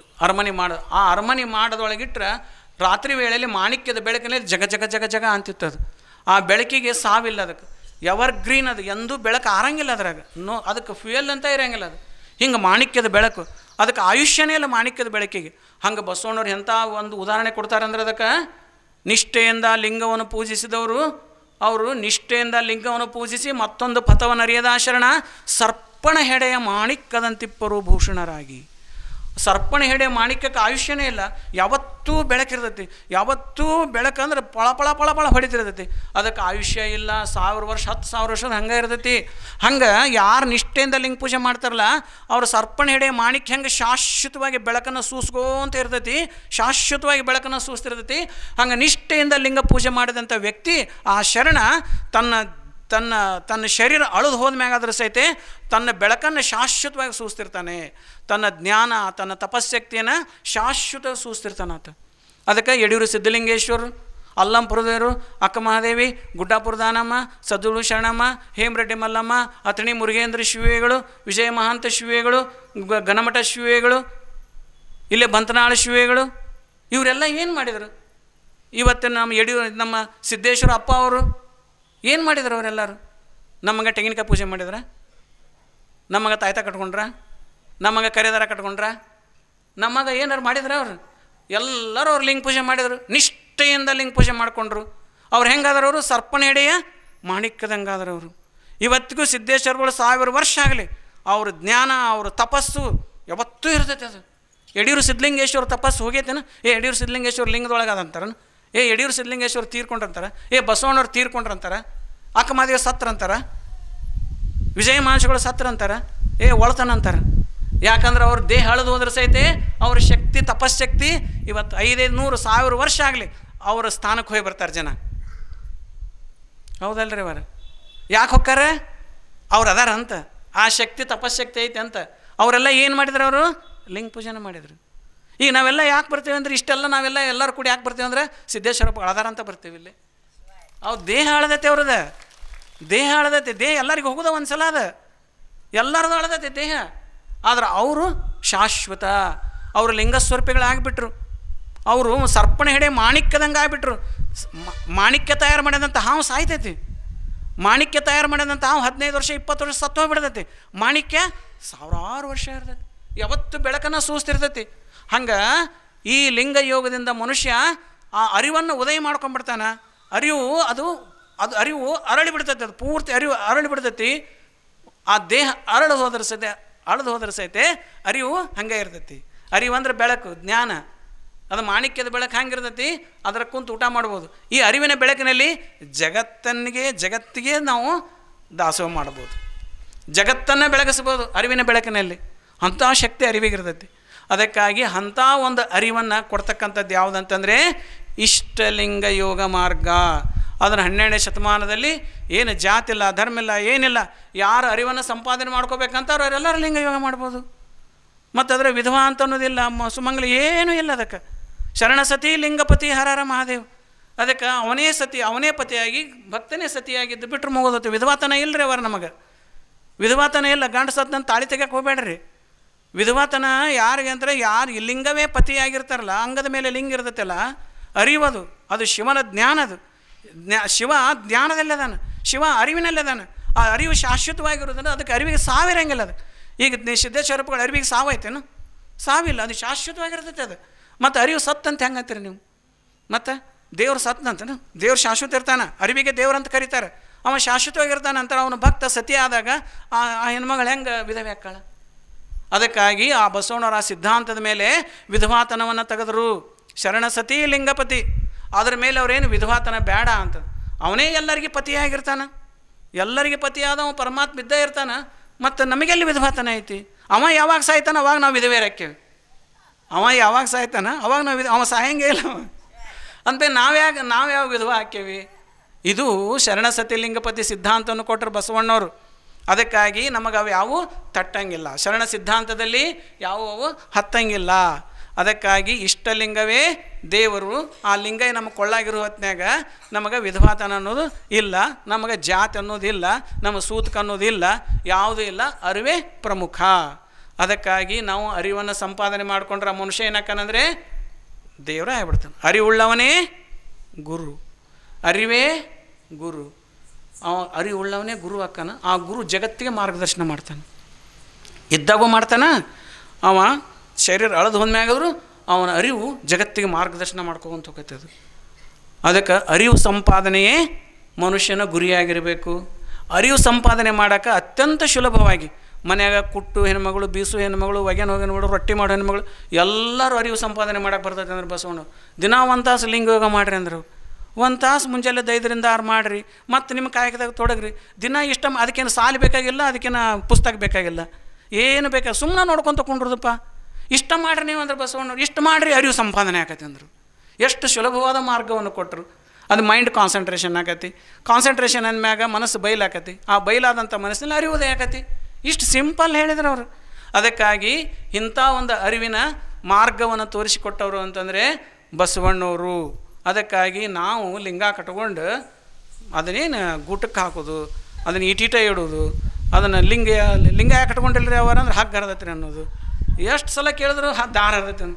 ಏನು 1000 ವರ್ಷ ಬೇಕಾ ದಾರ ಹಾಕಕ್ಕೆ? ಏನಿಲ್ಲ. ಹೋದ ವರ್ಷ ಕೇಳಿದ್ರು ದಾರ ಹರಿದೈತೆ ಅಂತಾರೆ, ಈ ವರ್ಷ ಕೇಳಿದ್ರು ದಾರ ಹರಿದೈತೆ ಅಂತಾರೆ. ದಾರ ಹಾಕಂಗೇ ಇಲ್ಲ. ಅಷ್ಟು ಅಲಕ್ಷ್ಯದೆ ನಾವು. ಈಟೀಟ ಲಿಂಗ ಮಾಡೋದು, ಈಟೀಟಿ ಬಾರಿಕಾಯಿಟ್ಟು ಲಿಂಗ ಮಾಡ್ಕೊಂಬಿಡೋದು. ಒಂದು ಚಲೋ ಲಿಂಗ ಮಾಡಿರಿ, ಒಂದು 200 ರೂಪಾಯಿ ಕೊಟ್ಟು ಚಲೋ ತುಪ್ಪದಕಂತೆ ಲಿಂಗ ಮಾಡಿಸ್ಕೊಂಡು ಇಟ್ಕೊಡ್ರಿ. ಇಷ್ಟು ಅಳತಿ ಒಂದೇ ಸಲ ಅದು. ಏನು ಸಿನಿಮಾಕ್ಕೆ ಹೋದ್ರೆ 200 ರೂಪಾಯಿ ಐತಿ. ಈಗ ಅದಕ್ಕೆ ನಾವು ಚೌಕಾಸಿನ ಮಾಡಂಗಲ್ಲ. ಅದಕ್ಕೆ 200 ರೂಪಾಯಿ ಕೊಟ್ಟು ಮತ್ತೆ ಅವ್ನು ಟಿಪ್ಸ್ ಕೊಟ್ಟು ಬರ್ತೇವೆ. ಒಂದು 2 ಕೂಡ್ಕೊಂಡು 2 ಕಪ್ ಚಹಾ ಕುಡಿದ್ರೆ ಅಂದ್ರೆ ಒಂದು 100 ರೂಪಾಯಿ ಹೊಕ್ಕವು. ಅವ್ನು ಮತ್ತೆ 10 ರೂಪಾಯಿ ಟಿಪ್ಸ್ ಕೊಟ್ಟು ಬರ್ತೇವೆ. ಇದು ಚಲೋ ಲಿಂಗ ಮಾಡಂದ್ರೆ 200 ಅಂದ್ರೆ 250 ರೂಪಾಯಿಗೆ ಮಾಡಂಗಿಲ್ಲ ಅಂತೇವೆ. ಮಾಡ್ತೀನಿ ಬರ್ರಿ ಡಾಂಬರ್ ಗುಡಿಗೆ ಹೇಗೆ ಮಾಡಿ ಕೊಟ್ಟು ಬಿಡ್ತಾನೆ. ಅದಕ್ಕಾಗಿ ಲಿಂಗ ಮಾಡಿಸ್ಕೊಳತ್ನ ರೊಕ್ಕಕ್ಕೆ ಶಾನೆತನ ಮಾಡಬೇಡಿ. ನೀ ಎಷ್ಟರ ತೊಗೊಂಬಾರಯ್ಯ, ನಾನು ತುಪ್ಪದ ಕಂತಿ ಲಿಂಗ ಚಲೋ ಕಂತಿ ಲಿಂಗ ಮಾಡಿಕೊಡ ಅಂದ್ರೆ ಅವಾಗ ಪ್ರೀತಿಯಿಂದ ಮಾಡಿ ಒಂದೇ ಸಲ ಆಯುಷ್ಯದಾಗ ಒಂದೇ ಸಲ ಕೊಡೋದು. ಆಯುಷ್ಯಲ್ಲ ಎಷ್ಟು ಸಲ ಕೊಡ್ತೇವೆ ಅದಕ್ಕೆ ಲಿಂಗಕ್ಕೆ? ಒಂದೇ ಸಲ ಕೊಡೋದು, ಮುಗಿದೋತು. ಇಂಥದ್ದೊಂದು ಚಲೋ ಲಿಂಗು ಮಾಡಿಸಿಟ್ಕೊಳ್ಳುವಂಥ ಪ್ರಯತ್ನವನ್ನು ನಾವು ಮಾಡಬೇಕು. ಅದಕ್ಕಾಗಿ ಆ ಲಿಂಗ ಯೋಗದಿಂದ ನಾವು ಅದಕ್ಕೆ ಭಕ್ತಿನೂ ಬರ್ತೈತಿ, ವೈರಾಗ್ಯನೂ. ಮತ್ತು ವೈರಾಗ್ಯದ ಮನೆ ಬಿಟ್ಟು ಹೋಗ್ತಾರ ಅಂತ ತಿಳ್ಕೊಂಡ್ರಿ ನೀವು. ಮನೆ ಬಿಟ್ಟು ಕರ್ತವ್ಯ ಪ್ರಜ್ಞೆ ಜಾಸ್ತಿ ಆಕೈತಿ, ಭಯಂಕರ ಕರ್ತವ್ಯ ಪ್ರಜ್ಞೆ ಬರ್ತೈತಿ. ಮನೆಗಿದ್ದವ್ರೆಲ್ಲರೂ ದೇವ್ರಂತ ತಿಳ್ಕೊತಾನವ, ಮನೆಗಿದ್ದವ್ರೆಲ್ಲರೂ ಪ್ರೀತಿಯಿಂದ ಕಾಣ್ತಾನೆ, ಮನೆಗಿದ್ದವ್ರೆಲ್ಲರೂ ಸೇವಾ ಮಾಡ್ತಾನವ. ಆ ಕರ್ತವ್ಯ ಪ್ರಜ್ಞೆ ಜಾಸ್ತಿ ಆಗಿಬಿಡ, ಅರಿವು ಮೂಡ್ತೈತಿ. ಅರಿವು ಮೂಡ್ತೈತೆ ಅಂದ್ರೆ ಇದ್ದವ್ರೆಲ್ಲ ದೇವ್ರಂತ ಕಾಣ್ತಾನವ. ಅದಕ್ಕೆ ಮತ್ತೆ ಲಿಂಗ ಯೋಗ ಮಾಡ್ಕೊಂತ ಕುಂತಂದ್ರೆ ಏನು ಮಠ ಸೇರ್ತಾನ ತಿಳ್ಕೊಬೇಡ್ರಿ. ನಿಮ್ಮನ್ನು ಚಂದ ಜೋಪಾನ ಮಾಡುವಂಥ ವ್ಯಕ್ತಿ ಹಾಕಾನವ. ಅದಕ್ಕಾಗಿ ಅಂಥ ಅರಿವಿನ ಮೂರ್ತಿ ಆಕಾರ. ಅದಕ್ಕೇನು ಕಾವಿನ ಕಟ್ಕೋಬೇಕು, ಇದಕ್ಕೆ ಮಠಕ್ಕೆ ಆಗ್ಬೇಕಂತ ಏನು ಇರೋಂಗಿಲ್ಲ. ಅದು ಎಷ್ಟು ಮಂದಿ ಶರಣರು ಮಠದ ಮನ್ಯಾಗ ಇದ್ದು 12ನೇ ಶತಮಾನ ಎಲ್ಲ ಶರಣರು ಮನ್ಯಾಗೆ ಇದ್ರಪ್ಪ. ಅವರು ಗಂಡ ಹೆಂಡತಿ ಮಕ್ಕಳು ಕೂಡ್ಕೊಂಡೇ ಇದ್ರು. ಅವರು ಕಾಯಕನ ಮಾಡ್ತಿದ್ರು. ಅವ್ರೇನು ಮಠಕ್ಕೆ ಮಠಾಧೀಶರಾದ್ರೂ, ಸ್ವಾಮಿ ಸನ್ಯಾಸಿ ಆಗೋದ್ರೂ ಇಲ್ಲ. ಎಷ್ಟು ಅರಿವಿನ ಮೂರ್ತಿಗಳಾಗಿ ಹೋದರು, ಎಷ್ಟು ಜ್ಞಾನ ಕೊಟ್ಟು ಹೋದರು. ಅದಕ್ಕಾಗಿ ಇವತ್ತು ಅದನ್ನು ಮಕ್ಕಳಿಗೆಲ್ಲ ಲಿಂಗ ಕಟ್ಟಿಸ್ರಿ, ಲಿಂಗ ಯೋಗ ಮಾಡಿಸ್ರಿ. ನಮ್ಮ ಕಾಕಂಡಿಕೆ ಅಪ್ಪಗಳು ನೋಡಿ ದಿನಕ್ಕೆ 3 ಗಂಟೆಗೆ ಯೋಗ ಮಾಡ್ತಾರೆ ಅವರು, ಶಿವಯೋಗ ಮಾಡ್ತಾರೆ ಅವರು. ನಮ್ಮ ಅಪ್ಪಗಳು ಶಿವಯೋಗ ಮಾಡ್ತಾರೆ. ಇಲ್ಲೇ ಸಿದ್ದೇಶ್ವರಪ್ಪಗಳಂತೂ ದಿನಕ್ಕೆ 2 ಹೊತ್ತು ಅಖಂಡವಾಗಿ ಯೋಗ ಮಾಡ್ತಿದ್ರು, ಲಿಂಗ ಯೋಗ ಮಾಡ್ತಿದ್ರು. ಹೀಗಾಗಿ ಮಹಾಜ್ಞಾನಿಗಳಾದರು, ತಪಸ್ವಿಗಳಾದ್ರು. ಇನ್ನು ನಮ್ಮ ಕಣ್ಣು ಮುಂದೆ ಐತಿ. ಮತ್ತು ನಾವು ಲಕ್ಷ್ಮೀ ಪೂಜೆ ಮಾಡಿದ್ನೆ, ಆ ಪೂಜೆ ಮಾಡಿದ್ನೆ, ಈ ಶ್ರಾವಣ ಸೋಮವಾರ ಬಂದು ನೋಡು, 16 ಸೋಮವಾರ ಮಾಡ್ತೀವಿ, ಮಂಗಳಗೌರಿ ಮಾಡ್ತೀವಿ, ಶುಕ್ರಗೌರಿ ಮಾಡ್ತೀವಿ, ಚಾಲೂನೇ ಇದೆಲ್ಲ. 25 ವರ್ಷ ಶುಕ್ರಗೌರಿ ಪೂಜೆ ಮಾಡಿದ್ರೆ ಏನು ಬರೋದು? ಸಂಪತ್ತು ಬರೋದೈತೆ. ಒಪ್ಕೊತೇನೆ, ಇಲ್ಲ ಅನ್ನಂಗಿಲ್ಲ. 25 ವರ್ಷ ಮಟ್ಟನ ಶುಕ್ರಗೌರಿ ಪೂಜೆ ಮಾಡ್ತಾರೆ, ಕೊನೆ ಪೂಜೆ ಮಾಡಿ ಸಾಲ ಮಾಡಿ ಸಾಲ ಮಾಡಿ ಸಾಮಾನು ತರ್ತಾರಪ್ಪ. 25 ವರ್ಷ ಶುಕ್ರಗೌರಿ ಮಾಡಿದ್ರೆ ಎಷ್ಟು ಕೋಟ್ಯಾಧೀಶ ಆಗ್ಬೇಕಾಗಿತ್ತು ನಾವು. ಮತ್ತು ಸಾಲ ಮಾಡಿ ಸಾಮಾನು ತರೋದು ಏನು ಇರ್ತೈತೆ? ಕಾಯಕ ಮಾಡಿದ ಶ್ರೀಮಂತರಾಕಾರ, ಬರೀ ಪೂಜೆ ಮಾಡಿ ಶ್ರೀಮಂತರಾಗಂಗಿಲ್ಲ.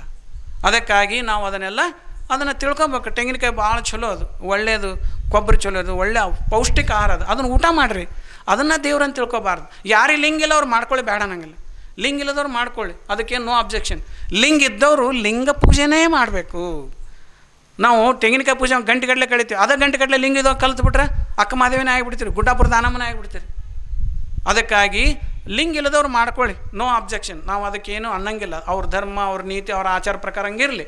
ಆದರೆ ಲಿಂಗ ಇದ್ದವರು, ಲಿಂಗಾಯತರು ಅನ್ನೋರು, ಇಲ್ಲಿ ಯಾರು ಲಿಂಗ ಇರ್ತೈತೆ ಅವರು ಲಿಂಗ ಇದ್ದವರ ಲಿಂಗಾಯತರು. ಮತ್ತು ಹುಟ್ಟಿದಿಂದ ಲಿಂಗಾಯತರಲ್ಲ, ಯಾರು ಲಿಂಗ ದೀಕ್ಷೆ ಮಾಡೋ ಅವ್ರು ಲಿಂಗಾಯತರು. ಅವ್ರು ಯಾರೇ ಜಾತಿಯರು ಇರ್ಬೇಕು. ಅವರು ಅದಕ್ಕೆ ಲಿಂಗ ಧಾರಣೆ ಮಾಡ್ಕೊಂಡಂಥವ್ರು ಅದನ್ನು ಮಾಡೋ ಅವಶ್ಯಕತೆ ಇಲ್ಲ. ಮಾಡಿದರೆ ಅದು ಸಾಧನೆ ಆಗಂಗಿಲ್ಲ, ನಾವು ಅರಿವಿನ ಸಮೀಪಕ್ಕೆ ಬರೋಂಗಿಲ್ಲ. ಸುಮ್ಮನೆ ಒಂದು ಅರುಹನ್ನು ಪೂಜಿಸಲೆಂದು ಕುರುಹನ್ನು ಕೊಟ್ಟರೆ, ಕುರುಹನ್ನು ಬಿಟ್ಟು ಕುರುಹನ್ನು ಪೂಜಿಸು ಕುರುಬರು ನೋಡ ಅಂದ್ರೆ ಅವರು. ಅವರು ಪೂಜೆ ಮಾಡಲಿ ಅಂತ ಕುರು ಕೊಟ್ಟೇನಪ್ಪ, ನೀವು ಅವ್ರನ್ನ ಬಿಟ್ಟು ಬರೀ ಕುರುಹನ ಪೂಜೆ ಮಾಡ್ಕೊಂತಿಟ್ರಲ್ಲ ಮರ, ಏನು ದಡ್ಡರ್ದಿರಿ ಅಂತ ಅಲ್ಲಂಪುರದವ್ರು ಅಂತಾರೆ.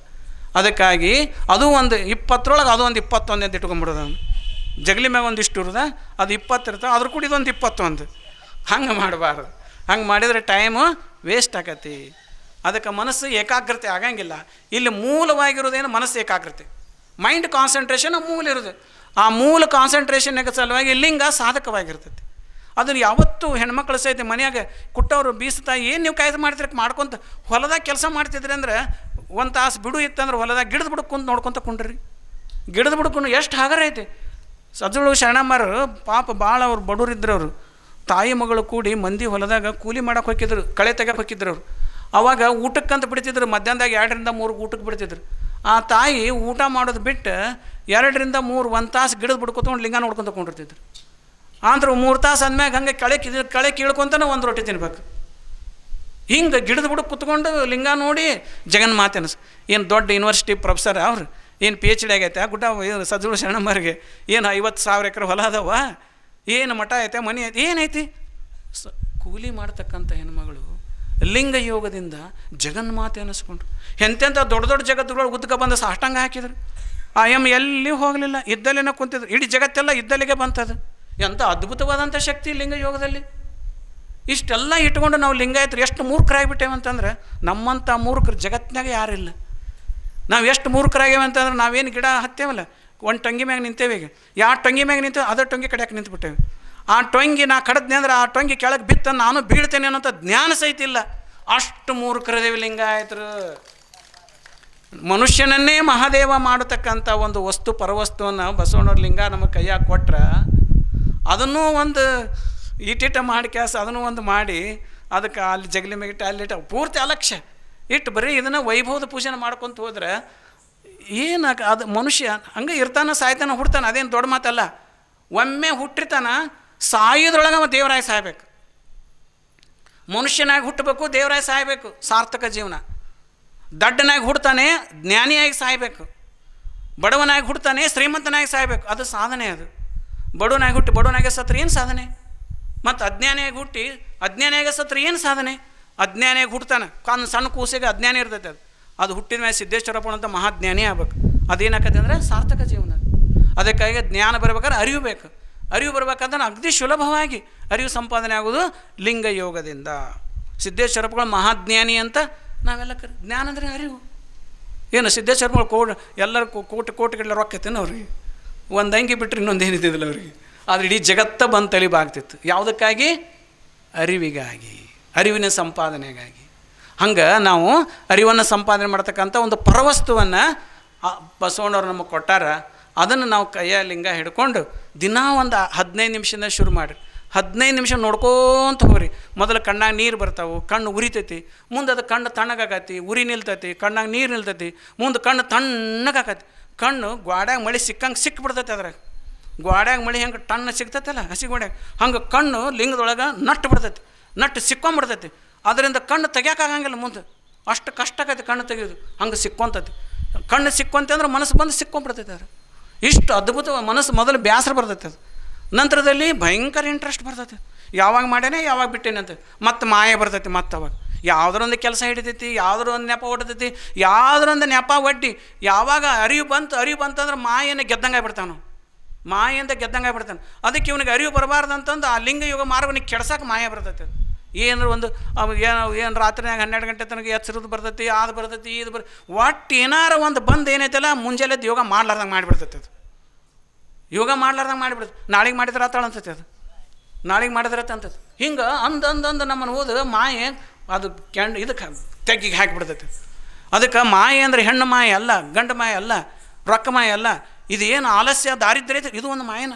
ಅದು ಯಾವ ರೂಪದಲ್ಲಿ ಬರ್ತೈತೆ ಹೇಳೋಕ್ಕಾಗಂಗಿಲ್ಲ. ಅದು ಯಾಕೆ ಒಟ್ಟು ಟೋಟಲ್ ಆ ಲಿಂಗ ಯೋಗನ ಮಾಡೋಕೆ ಮನಸ್ಸು ಬರಲಾರ್ದಂಗೆ, ಲಿಂಗ ಯೋಗ ಮಾಡೋಕೆ ಚಾಲು ಮಾಡಿ ದೌಡ್ ಅದನ್ನು ಕೆಡಿಸುವಂಗೆ, ಲಿಂಗ ಯೋಗ ಒಂದು 15 ತಿಂಗಳು 2 ತಿಂಗಳು ಮಾಡೋದು, ಮುಂದೆ ಅದನ್ನು ಹೆಂಗಾರ ಮಾಡಿ ಕೆಡಿಸಿಬಿಡೋದು. ಅದು ಮಾಯೆ ಅದ್ರಾಗ ನಿರಂತರ ಹೋಗಂಗಿಲ್ಲ. ಅದು ಕೆಡಿಸಿಬಿಡ್ತೈತೆ. ಅದು ಇದಕ್ಕೆ ಈ ಮಾಯೆ ಅಂತಾರೆ. ಇದಕ್ಕೆ ಈ ಮಾಯೆ ಬಗ್ಗೆ ನಮಗೆ ಅರಿವು ಇರಬೇಕು.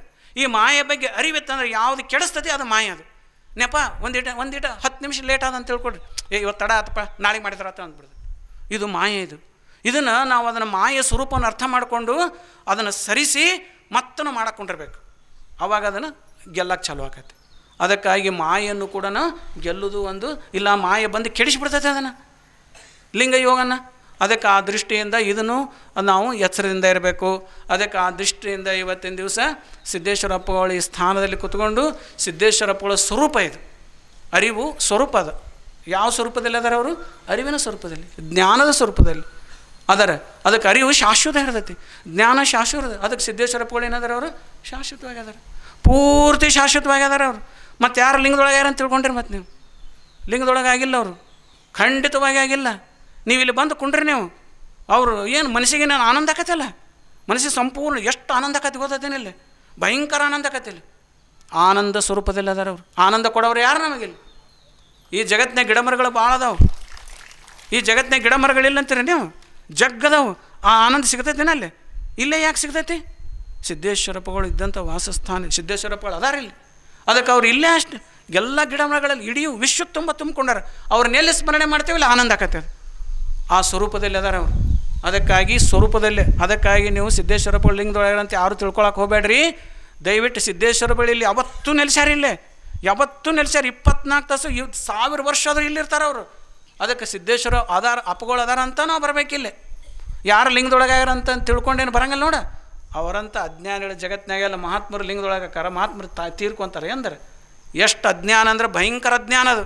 ಅದಕ್ಕೆ ಅವರು ಸಿದ್ದೇಶ್ವರಪ್ಪಗಳು ಇದ್ದಾಗ ಹೊಕ್ಕಿದ್ದೀವಪ್ಪ ಅಂತಾರೆ. ಹಂಗಾರೆ ಈಗಿಲ್ಲ ನಂಗಾರೆ ಅದು ಅಜ್ಞಾನ, ಅದು ಕೆಟ್ಟ ಅಜ್ಞಾನ ಅದು.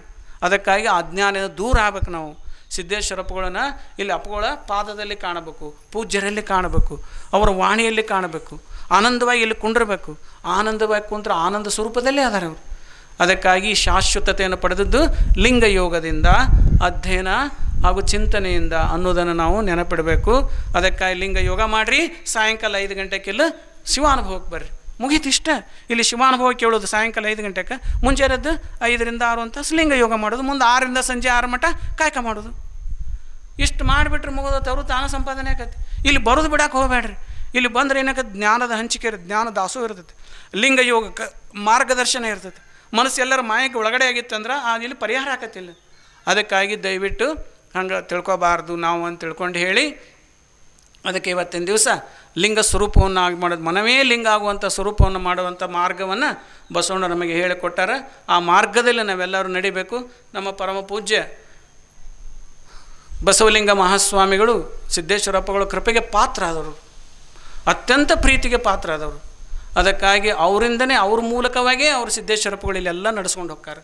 ಅವರೊಳಗೆ ಶಕ್ತಿಯಾಗಿ ಇದನ್ನೆಲ್ಲ ನಡೆಸ್ಕೊಂಡು ಹೋಗ್ತಾರೆ. ಅವರ ಸ್ವರೂಪದಲ್ಲೇ ಅವರು ಅದರಂತ ನಾವೆಲ್ಲ ಭಾವಿಸ್ಕೋಬೇಕು. ಅದಕ್ಕೆ ಅವರ ಅಂತಃಕರಣ ಕೃಪೆ ನಮ್ಮೆಲ್ಲರ ಮೇಲೆ, ನಾನು ಹಿಡ್ಕೊಂಡು ನಮ್ಮೆಲ್ಲರ ಮೇಲೆ ಸದಾ ಇರಲಿ.